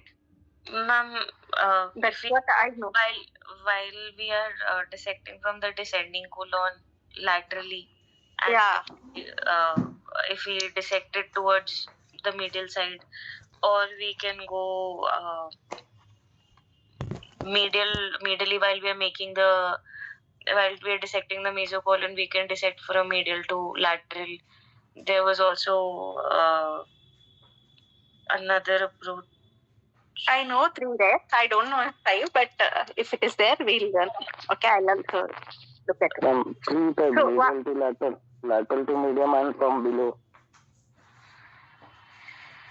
What I am talking is like just below the splenic flexure and splenic flexure, beyond the splenic flexure up to the mid to 2/3 of transverse colon, and just ending it at mobilization of till the splenic flexure. So this is what I know. Okay, fine. So what is its importance? Why the splenic flexure mobilization is important? Ma'am, if you're in upper, ultra low and low anterior resection. Ma'am, when we want to make a tension-free anastomosis, ma'am, so that the length, we get a proper length. Yeah. So, when should you take care? When should you mobilize the splenic colon to a greater extent? So basically, in ultra low or rectal surgeries, especially, you don't ligate at the level of IMA. You clear the lymph node at the level of IMA, but you don't ligate. You can ligate below the left colic. Yes. Okay, depends on the site of the lesion.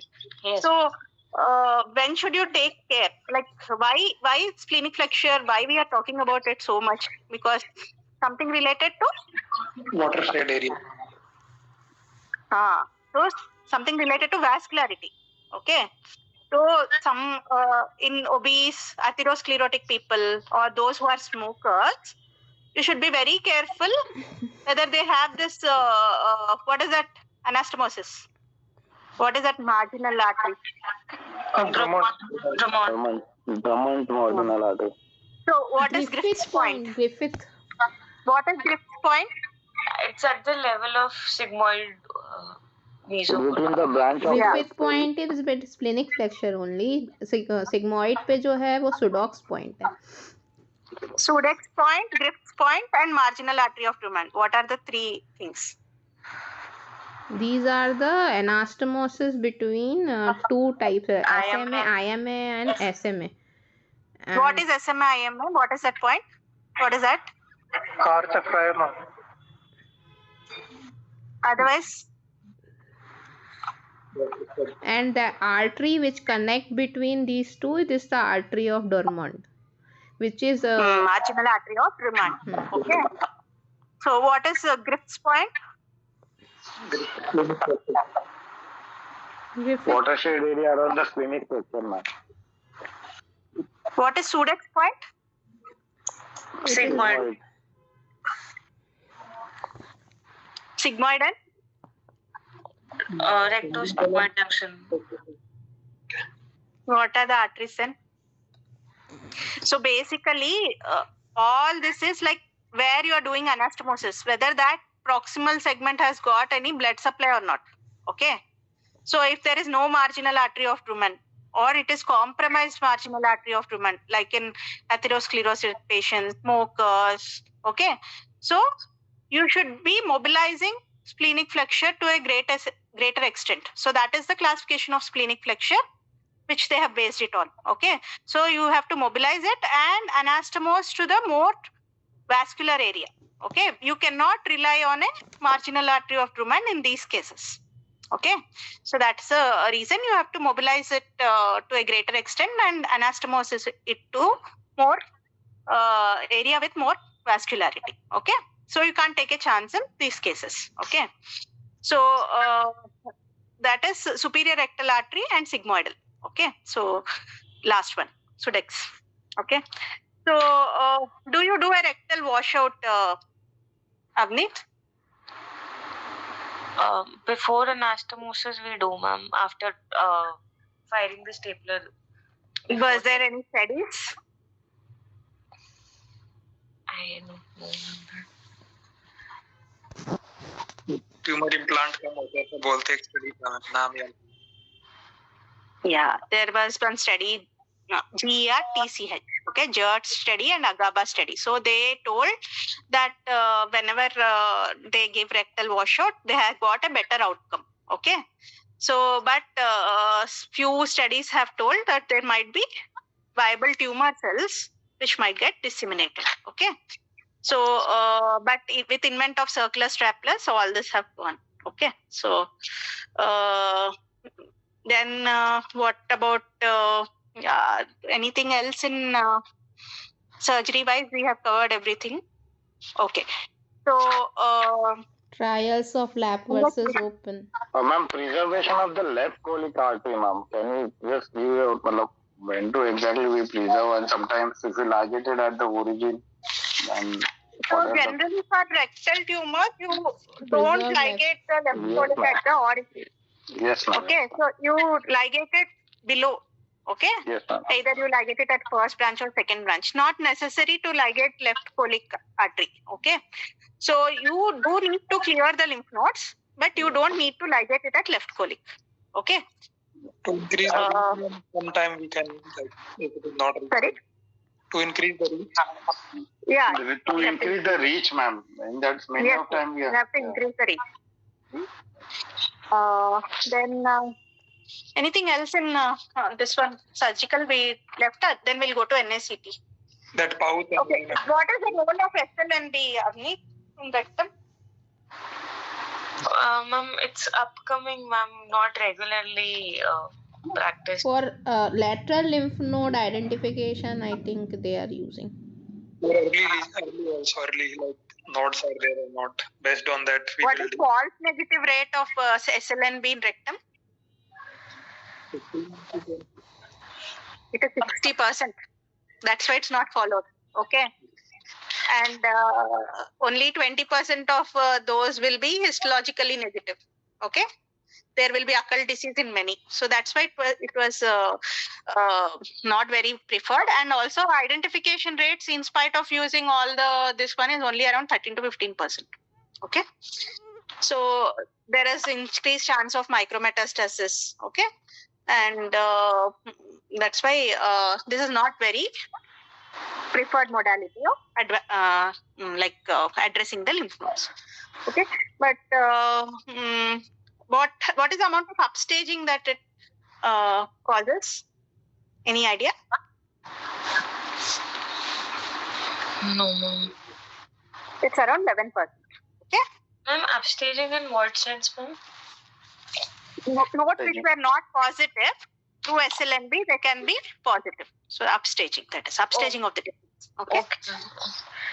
So, any idea where you will give the blue? I mean, where you will give? Peritumor. Tumor. So, subserosal or submucosal layer. Okay. Submucosal. Then, okay, whatever. So if they're true positive, something, if they're positive, if they're better, if they're sent for chemoradiation. Okay. If you're, if they have come as true positive. What are the approaches to rectal cancers? Surgical approaches, ma'am. Ma'am, Access. we can do open approach, laparoscopic approach, or robotic approach, ma'am. Okay.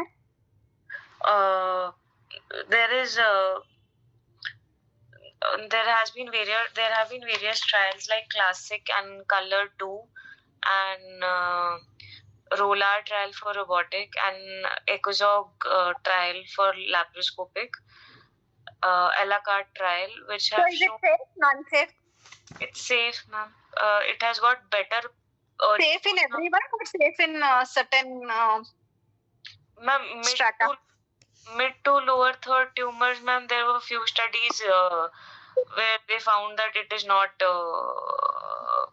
as oncologically safe. So only up to T3 ray. So if anything is like obstructing, non-obstructive and non-T4 lesions only, they have considered generally, okay, for this kind of minimally invasive surgeries.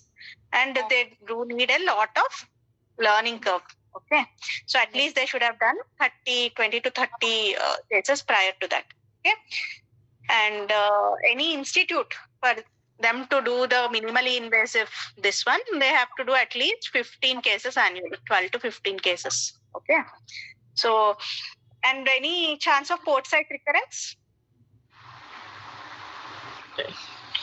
Not that I'm aware of. It's only less than 1%. And robotic TME is better. Okay, it gives more degree of freedom. Okay, that decreases the bleed, all these things. Okay, anything you can do to know about the vascularity, Avneet? ICG, ma'am. Intravenous ICG can be given to know the vascularity of the bowel. Any idea about how much, like, it is through visual eye and how much it is through dye? I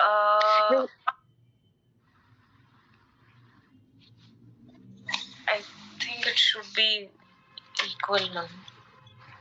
No. How can it be equal here? So visual eye, it is only 15%, whereas through ICG, it is 75%. Okay? Okay. And what about HIPEC? Anything you know about HIPEC? For rectal cancer, ma'am. Suppose they have peritoneal disease only.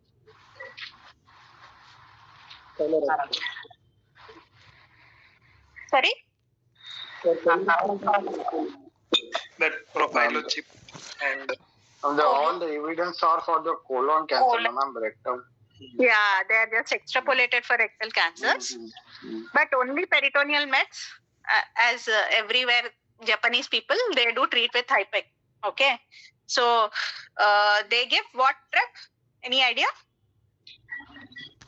mitomycin. Mitomycin C. Oxaliplatin. Mitomycin generally is preferred. Okay.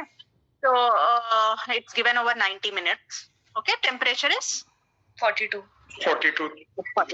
Okay. So, yeah, other than this, roller trial you also told. Okay. And what did roller trial tell? What were the conclusions? Conversion to open rate, ma'am. They were studying. Was it superior? Was it inferior? Or equal? Was it equal? Yeah, non-inferior. Okay. And equal in more for upper 1/3. Okay. Less for upper 1/3, more for lower rectal tumors. Okay. And anything? Yeah. So one word about colorectal liver met. How many types of colorectal liver mets are there? Synchronous, metachronous. In terms of surgery, I'm asking. Bilobar liver mets, unilobar liver mets. Yeah, they are classified into A, B, C, no? So Extensive. Okay, So ma'am. if there is primary, if there is primary and if there is a liver met, and both are resectable, okay? Yes, So that is type A, okay? So wherein the characteristic will be like it will be less than 5 centimeters and mets will be less than 5, okay? Liver alone mets, no bilobar mets, okay? So these are all operable colorectal liver mets, both simultaneously. Whereas B will be like after Primary giving is NACT, labor. you have to go for surgery. Okay. Other than bilobar liver mets and any T3N plus disease can be considered in B. Whereas C will be like they cannot be cured. Okay, because they have bilobar disseminated metastasis outside liver also they have metastasis and advanced local disease. So these are types of colorectal liver mets. Okay. Then what about preservation of S1, S2, Avneet?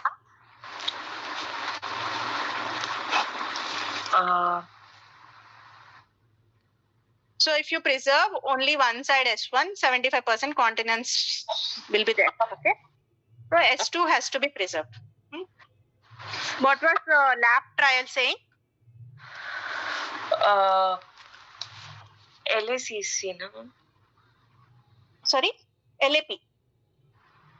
Lab trial for rectum. Was it for laparoscopic? No, it was for laparoscopic. No, it is lab trial. So post NACT, like 72% of sphincter preservation can be achieved with the laparoscopic itself, is what they have told. Okay, and there will be, that's it. And then more or less we have covered everything, I think. Okay, intersphincteric resection. Whom do you? Ma'am, it is based on the location of the tumor with respect to the with respect to the anorectal ring. If it is above the anorectal ring, then it is type A. If it is at the anorectal ring, we'll do a partial ISR. If it is involving the anorectal ring, then we'll do a total ISR. And if it is Abdominoperineal resection. yes. So, whom do you choose for intersphincteric resection? Ma'am, patients who've had preoperatively, their functioning should be intact. What is the age group? You will choose old? Young people, ma'am. Young people. Do you prefer those who have comorbidities? No, ma'am. Young fit people with Good sphincter tone. good sphincter. And who are compliant enough, okay, to follow up. Yes. Okay. And Lower, ma'am, is there like more than 3 centimeter from anal wards? Sorry, I didn't get you. Centimeter from anal ward. So you can I didn't get your question. Like, if the distal margin is at least minimum 1 centimeter, can you get? The voice is not clear, Rakesh. Hello. Ma'am, if in PR position it is up to 3 centimeter, then only मतलब in our setting we are doing ISR, otherwise नहीं करते हम लोग. But ऐसा कुछ criteria पढ़ा नहीं है. No, From I didn't anal read it. I verge don't 3 know. centimeter from anal verge, then only we are doing ISR. So from anal ring, I think it is one centimeter and more than 1 centimeter they are mentioning, na? So where is the sphincter located? Where is the sphincter located? That answers your question. That's why I'm asking. 2 centimeter from What anal level verge. sphincter is? How many? Grew, I think 1 centimeter from verge. Anorectal ring, ma'am. Acha, No. Now, at what level The dentate you line, can assure patient that you will preserve their sphincter? ma'am, at least, ma'am, the anal canal is 4 centimeters. 2 centimeter from anal verge is dentate, and another 2 centimeter is the intercentric ring. So, So 4 to 5 centimeters it is. So there only sphincter is there. Okay. So anything to go between it. Okay. Whatever types of sphincter. What is that classification's name? Roulier classification. Roulier. So to go between above the sphincter, that above the level of the anorectal ring, and all, you have to have that whatever you told minimum distance of 3 centimeters. Okay. That's why I didn't read as criteria, but based on anatomical, this one you can state. And what is contraindication for ISR? If already patient has fecal incontinence. The invasion of the external sphincter.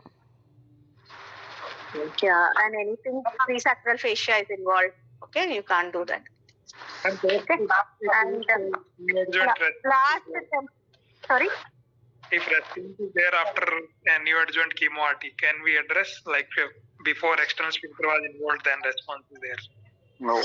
The ISR is very risky surgery. Right? You have to be doubly sure. Their quality of life will be very bad, even if you do with all the criteria being satisfied. Ma'am, in our setting, we recently converted. Yeah, most of them will come for permanent stoma. Within 1 year, we converted into APR. That's what. Most of them, they will come to you begging for stoma. So you have to have very strict, stringent criteria for ISR, okay, when you select patients. Okay. So post NACRT response and all are not the criteria. Okay. So उसका staging क्या था? Avneet, what was your staging of this patient? sorry? What was the staging of this patient? It was a T4. You have MRI films? Yes, ma'am, I do. This is You have MRI films? Yes, ma'am. No. These are the MR films of the patient, ma'am. So, in this scan, I'm not able to see anything there. Just a second.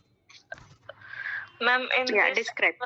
Ma'am, this is a T2 weighted image of a T2 weighted MR image of the patient. Why you are telling T2?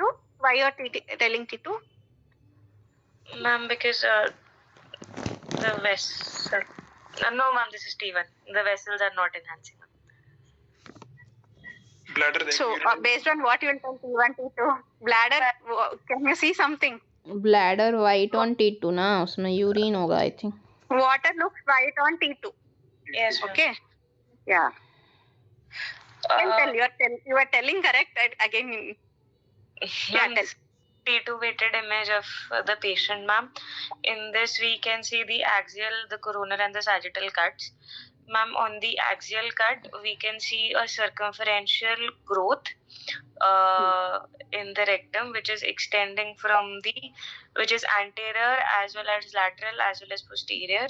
It is extending. You have a pointer with you? Ma'am, it doesn't work, ma'am, with this. Oh, okay, fine. Pen पे चलना है, pen भी नहीं चलता. PPT है ना, PPT पे नहीं चलता है. Okay, no problem. Okay.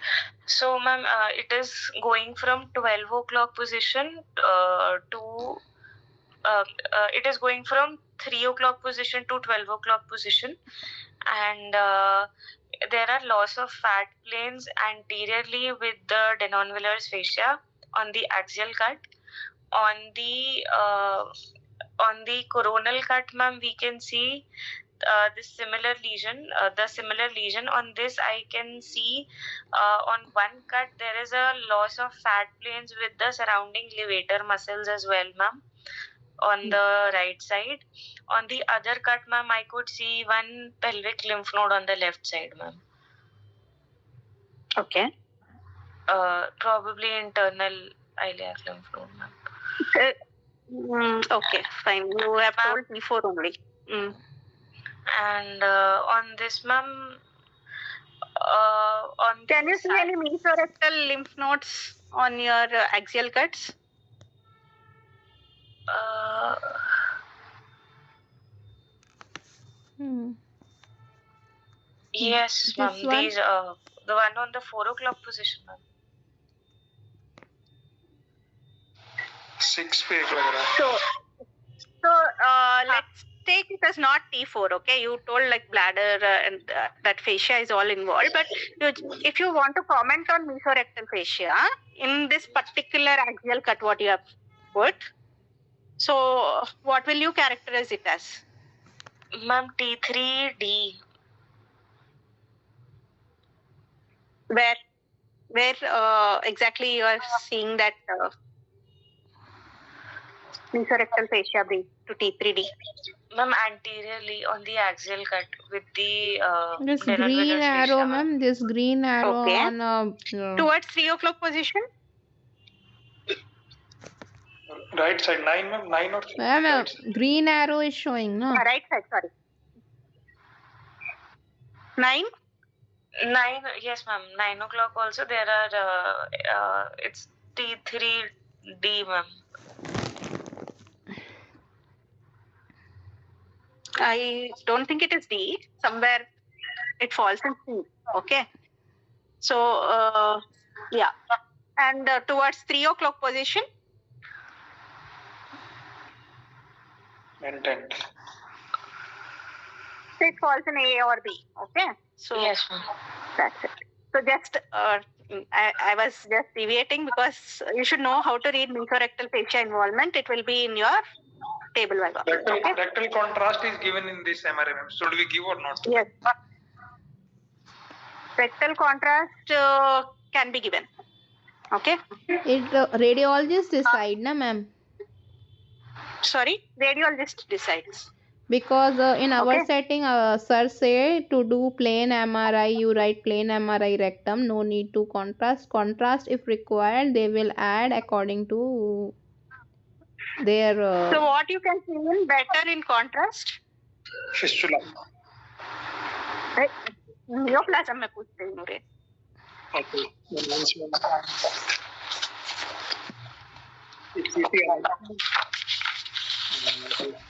Circumferential wall, ma'am. What about EMVI? What about node? Okay, so that are better appreciated. Okay. Now just 10 minutes. I can spare 10 minutes. Sorry, but I wanted like for clear cut on surgical aspect. Okay. So they'll ask us NACRT trials. Everybody can learn. Okay. So, but you need to have clear cut impression on surgical guidelines. So that's why I spend more time on surgical difference. Okay.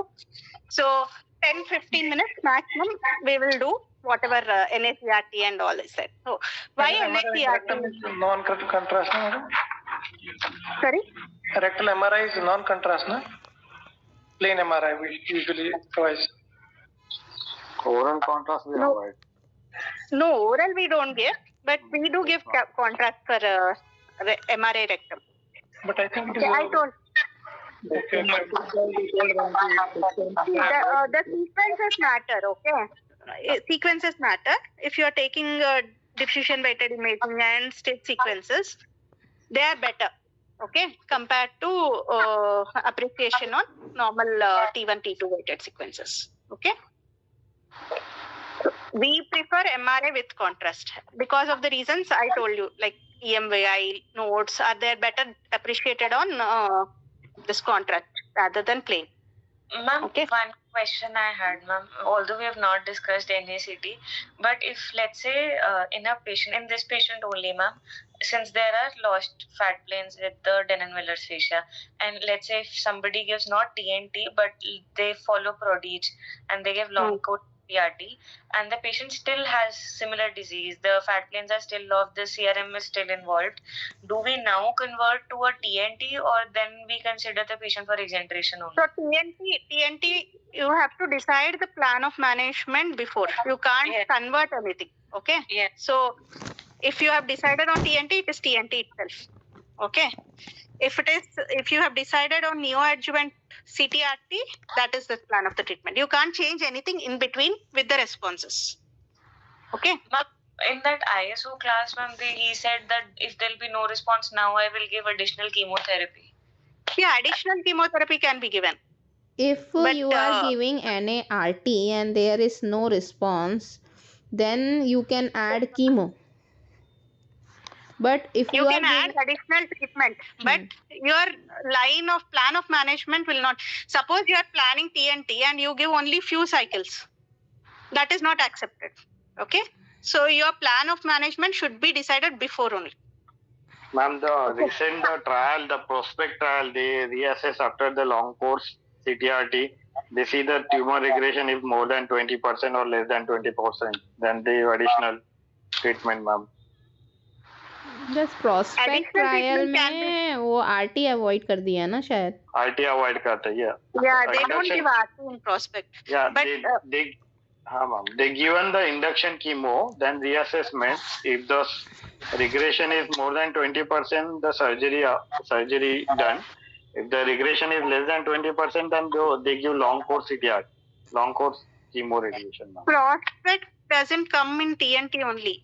Yes, ma'am. Yes, ma'am. Yes. That's what. Ma'am, and now if we are asked such a question that you've given, if in this patient you're giving long course chemo RT and the patient has not responded, what will be the appropriate answer to be given in exam? Do we take the patient up for surgery or do we give more chemo? Which form of TNT you are using? Prodridge में पहले chemo दिया है फिर RT दिया है. नहीं मतलब let's say you're not using TNT, you are giving long course chemo radiation. You are following standard conventional long course CTRT you are giving. हाँ, you are giving standard conventional long course CTRT. ठीक है, and the patient has not responded. Then you do surgery. We shouldn't be answering more chemotherapy, no ma'am? Ma'am, in our setting one of this case ऐसे हुआ था. उसमें CRM positive था pre NART and post NART भी CRM positive था. So our tumor board questioned us why you have not added chemo if why you are taken this patient for surgery, because अगर CRM positive रहेगा then we should go for exenteration ना. So to avoid exenteration then you should give maximum treatment beforehand whatever possible. Yeah, exenteration is the other end. Response is different. Whatever is you are telling is CRM positivity. CRM positivity is like we should not have CRM positivity when you are doing exenteration. Okay, exenteration is the last resort. Okay, when you have exhausted everything, all the treatment things, then you give patient for permanent stoma. Okay, so please continue, Abhishek. Tell me. Basically just concern, but in our setup, ma'am, majority patient will present with the locally advanced like T3, T4 and nodal positive. So in this patient, instead of going conventional long course, we directly go total neoadjuvant. Then how to answer that one? Because so many, like in our setting, we give the conventional long course, then response assessment. We don't prefer neoadjuvant majority time. But if you ask in exam, locally advanced, they say it's T3, T4. How should you answer? Like we total neoadjuvant first, and then. So, as per guidelines, okay. Yes, so your all questions will be answered if you follow ESMO guidelines. Okay, they have considered many criteria. So, what are the criteria they have considered? T status, nodal positivity, okay, CRM, mesorectal fascia involvement. So, most of our clinical practices will go through ESMO guidelines. Okay, means then we have to take a decision when we are in doubt. Okay. So even our medical oncologists will follow ESMO guidelines. Okay. So generally at our place TNT is not done right. So most of them we will give NACRT. Okay. And then take up for surgery. Okay. So in our setting, what we do is that what Avneet asked. So sometimes we have these cases which are like very fixed mass, fixed to the prostate and all. So they try with a long course CTRT, but if even after that on interval examination, if it is still found and we think that it cannot be done, APR cannot be done, Then you can give additional chemo. we give full chemotherapy, and then we assess once again. If the patient responds, it's fine, we go for surgery. If not, then if the patient condition permits, then exenteration. If not, then we have to just keep him on follow-up. Yeah. One thing you have to remember, okay, not only in terms of your examination or in your otherwise practice, okay, day-to-day practice, that before doing exenteration, be sure that you have exhausted all your treatment options. Okay. So because that's quality of life is very poor. Okay. So that should be kept in mind. So we'll discuss only 10 minutes. Okay. Because of long course and short course, they'll ask. Okay. So, and trials, just 10 minutes. Huh? So just tell me what is long course chemo RT, long course RT, Avneet? Ma'am, it is 45 to 50 grays, which is given over 5 weeks, 5 fractions per day. 25 fractions. No. 25 fractions, 50 gray, 25 fraction, 2 gray per fraction. 50.4 gray in 28 fractions. Okay. So, what is chemotherapy with it? Ma'am, Capecitabine, ma'am. Capecitabine. Sorry? Capecitabine, ma'am. Capecitabine, caprox you can give. Any other? Folfox also we can give, ma'am. So, 5-fluorouracil we can also give, ma'am. With glucosamine. Yes, ma'am. And weak? Ma'am, given capecitabine all throughout the radiation, we have to give 825 mg per meter square divided in twice daily dosing, including the weekends. And infusional, I'm not aware. IFU, anyone? Dose? First and fifth day, I think. Yeah, first and fifth day.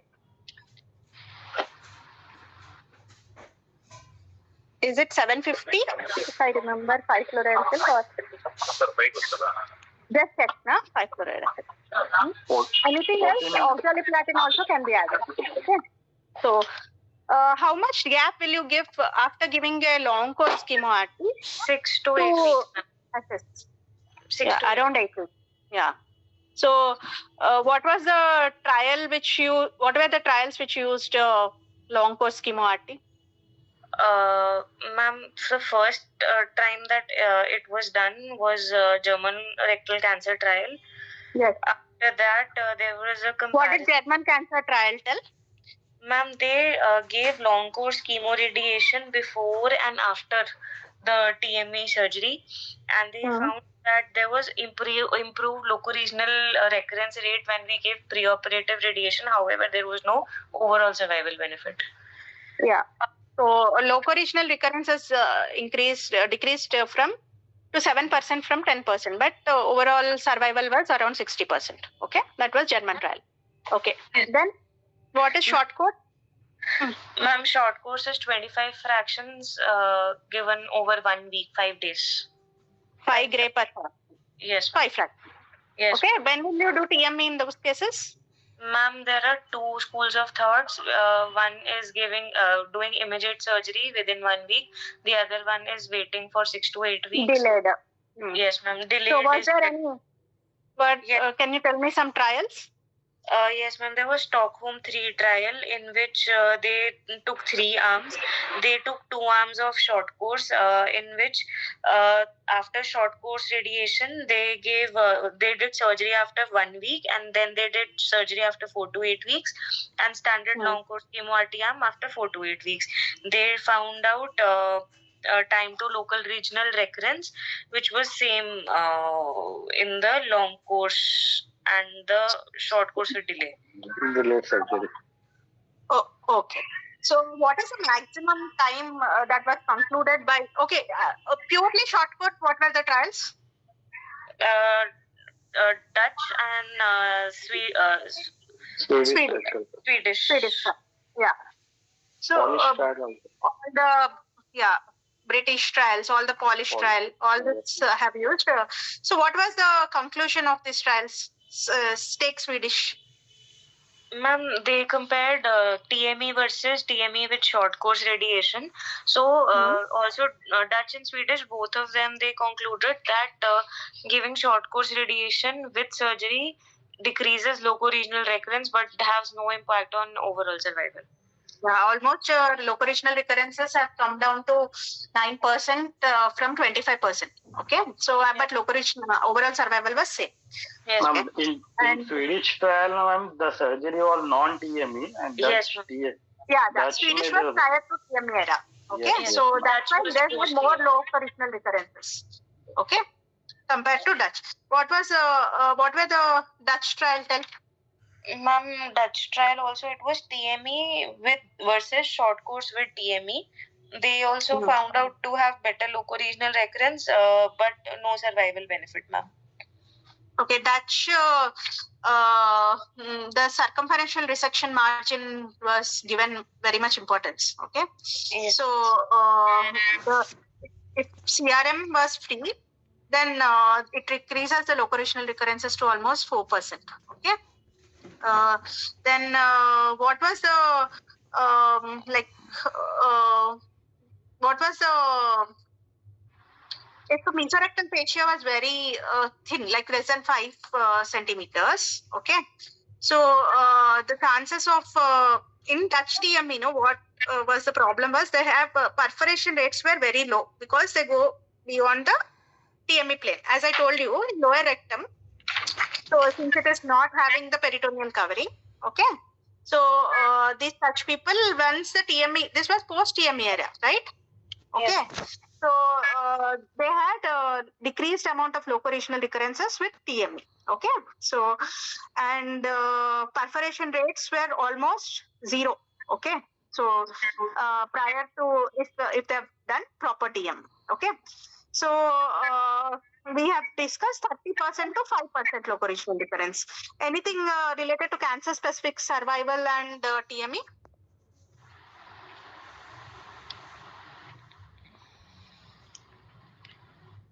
Five-year survival.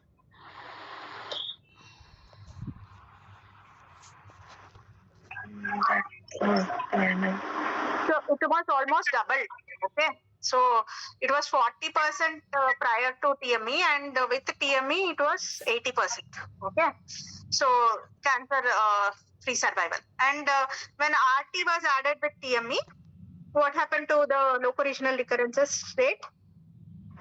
Decreased, ma'am. Significant. Yeah.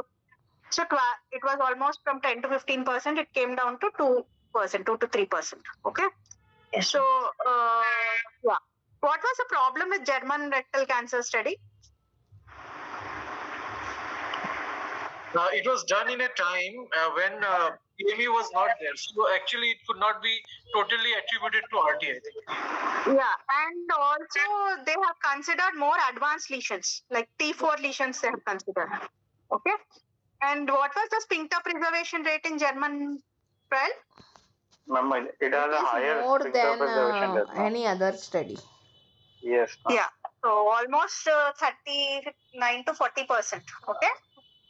And if what was the use of pre-op chemoradiation? Like when do you consider pertaining to T stage? For what T stages? Ideally, CRT is preferred. Ma'am, T3 onwards. They say that risk stratification says that if it is T3, yes, ma'am, and that. So what was the use of this NOCRT, Avneet? Like what main 3 uses can you tell? Ma'am, sphincter preservation. Yes. CRM, clearance of the Sphincter skin. preservation with respect to long course radiation or short course? Long course radiation, ma'am. Long course. Okay. Then? CME, CRM, ma'am, clearance of the circumferential resection margin and decreasing the loco recurrence, increasing PCR rates, wait and watch. Organ So preservation. they had downstaged the disease, okay? They had caused less morbidity than giving post-op CRT and all, because the whatever rectum, neorectum rectum you create, no, that is paired of RT. So the function is better. Okay, anal function is better. Sphincter preservation is better. Okay, and also they'll downsize the disease. Okay, and by giving they have better disease-free survival. Okay, but no overall survival. Okay, and okay, long course chemo-RT, when do you consider? Like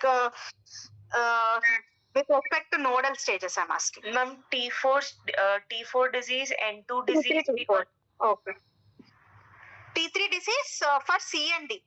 Okay. Yes, ma'am. T3 C and D and T4 disease we consider long course. For T3B we consider short course. N1, T3 N1. So any T with N2 disease? Long course, ma'am. Yes. And any T with mesorectal fascia suspicious involvement? Long course. Yes. So short course for what you consider? T stage, N stage?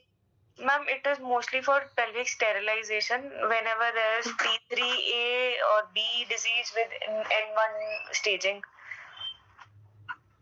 So T1, T3, T1 to T3 lesions with N1. Okay. Or Yes. T3, N0 also can be considered. Okay. Yes. It could be more than one from mesorectal fascia involvement. Okay. Yes, ma'am. When do you consider TNT and what were the trials? Ma'am, there were various trials. There was the first trial was given by Garcia et al. Then it was Leo et al. But the later on, the ones that are actually followed are the Prodige 23 and the Rapido trial, the CAO ARO IO trial.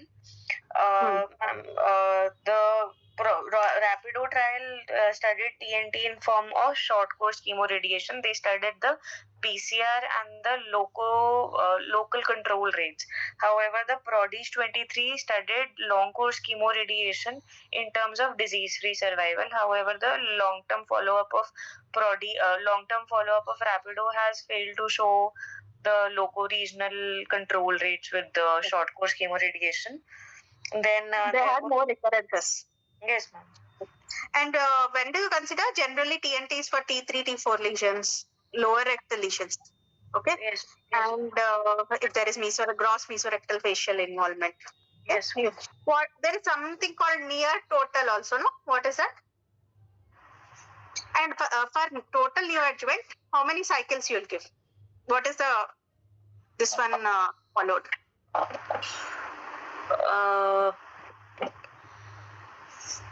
I think 6 cycles, ma'am. If Capox we are using 8 cycles, ma'am. If Folfox we are using then 6 cycles. 8 cycles is Folfox. Okay. Then what do you do after giving 8 cycles of Folfox? Ma'am, CTRT. With? In Prodige 23 they use M-folfirinox. In TNT of Rapido they use Capox. Capox, yeah. With short course. So you give total chemotherapy, then followed by CTRT sometimes with capacitabine, followed by surgery. Yes. Okay. So what is near total? Near If you use only 6 cycles of treatment or 3 cycles of treatment along with RT. Is it PCR based, ma'am? The patients who have achieved PCR, we don't give adjuvant. No, it is not PCR based. They give 4 cycles, then they'll give CTRT, then they'll do surgery after 6 to 7 weeks. Then they'll give again 4 cycles. What is sandwich, ma'am? Then sandwich is near total and sandwich is same. Sandwich therapy is sort of. Okay. Sandwich I was thinking 4 cycles they are giving before, then they are giving long course CTRT, then 4 cycles after RT, then surgery. That I was thinking. Ma'am, surgery is sandwiched in between chemotherapy cycles. Ma'am, in our institute, they usually follow Prodige for all patients. But what is the sense of TNT if they're anyways giving 4 cycles of adjuvant even after the surgery? That's not TNT. No, that's even like after giving. That is not TNT. TNT they give 8 cycles. Okay. 8 cycles or 6 cycles, depending on what drug you're giving. But near total is what this is 4 cycles, then CTRT, then followed by surgery, then followed by 4 cycles. Okay. Any trial near total के? नहीं ma'am. This one? There was one expert study. Okay. So, what now? What you said? Expert. EXPER. Expert trial was it. Okay. Not followed. Near total is not followed. Okay. Madam, what to tell in this case? What to if they tell you in this, sorry? madam, if they tell in this case what you will do, what you should say. Here it is, I would prefer to, because it is T4 lesion, no distant metastasis, no, Avneet? No, ma'am. Only pelvic lymph nodes are positive, ma'am. So, in this TNT one, my preference, okay? If it is T3, madam, T3, no. You can give long course also. Ma'am, one more question I had, ma'am. Ma'am, in this patient, since there is no frank prostate involvement, it's only the Denonvillers that is involved.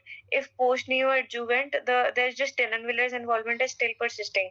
Do we go for anterior exentration, or we can just remove Denonvillers as a margin? So that's what I told you, that 3 types of TME. Okay, with respect to Denonvillus fascia involvement.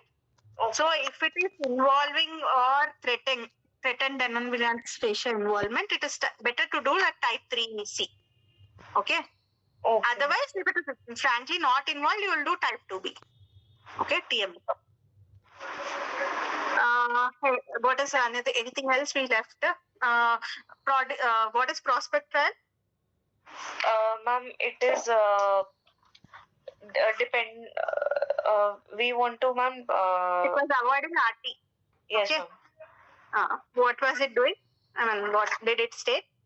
Ma'am, we gave 2 cycles of NACT, then we assess.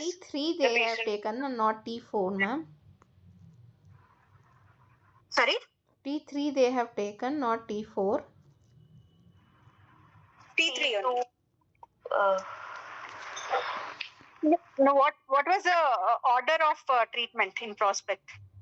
Ma'am, they give chemo first, then they restaged by MRI or bronchoscopy, and if there was tumor response, and they found out if the tumor response was less than 20%, then they went for chemoradiation. More than 20%, they omitted chemoradiation and went for LAR or TME. Yeah. So, what is Stellar and Oprah trial? Ma'am, Oprah trial was organ preservation in rectal cancer. They also they actually had 2 arms. In one arm, they used induction chemo first, chemoradiation later. In the other one, they used chemoradiation first and consolidation chemoradiation later. And then after seeing the tumor response, if the tumor response was present, they considered doing wait and watch for that patient. And they found that if they further took 2 arms, one arm was taken with wait and watch, the other one was taken with TME. They found that disease-free survival was not different between the wait and watch and TME. Disease-free survival was not different. Yes, ma'am. Oh, I remember there was a difference in disease-free survival, and there was increase in term clearance. Ma'am, there is a disease-free survival. No overall survival benefit, but disease-free survival was there, is what I remember.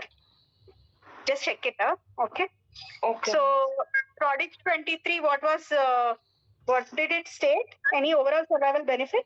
Ma'am, it had disease-free survival benefit, no overall survival benefit, ma'am. Well, like did they progress during chemotherapy? So 10% progress during chemotherapy. Okay. So Okay. Yeah, and suppose suppose you have given chemotherapy, only neoadjuvant chemotherapy. When will you do imaging? Not radiation. 4 weeks after. 2 to 3 weeks. Yeah, 1 month approximately. Okay.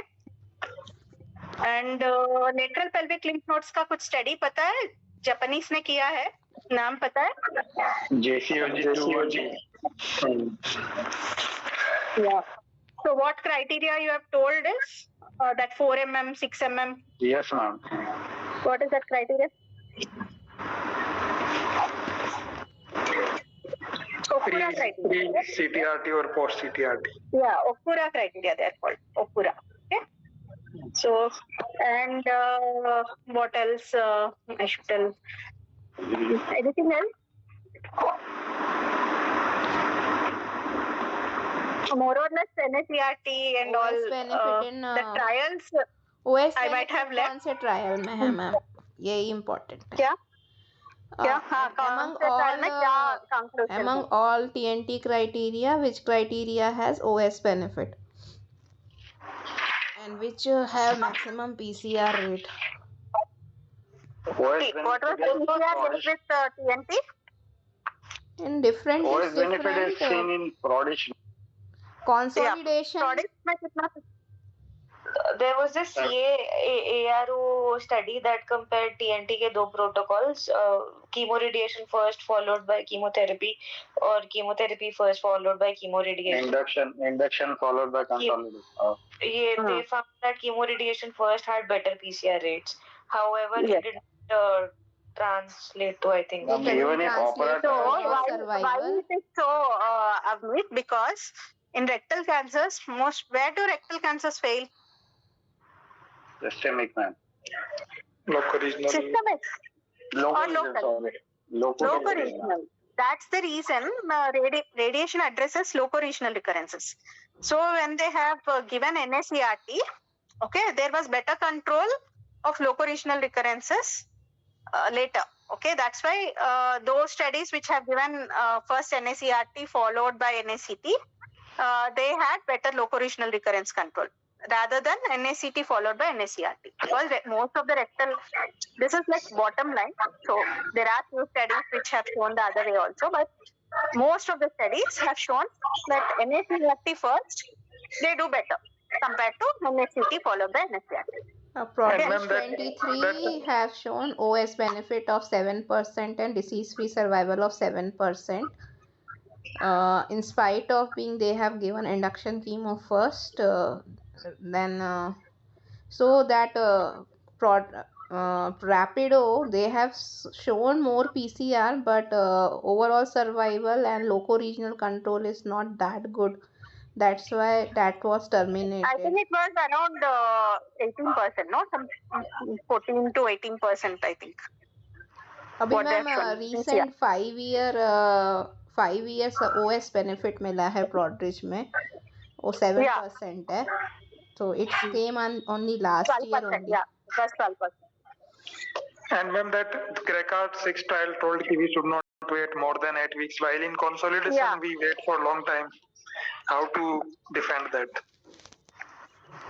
We should see there is one time trial. If you have like read about it, it is like time maximum whatever period you wait after radiation. It is maximum up to what week?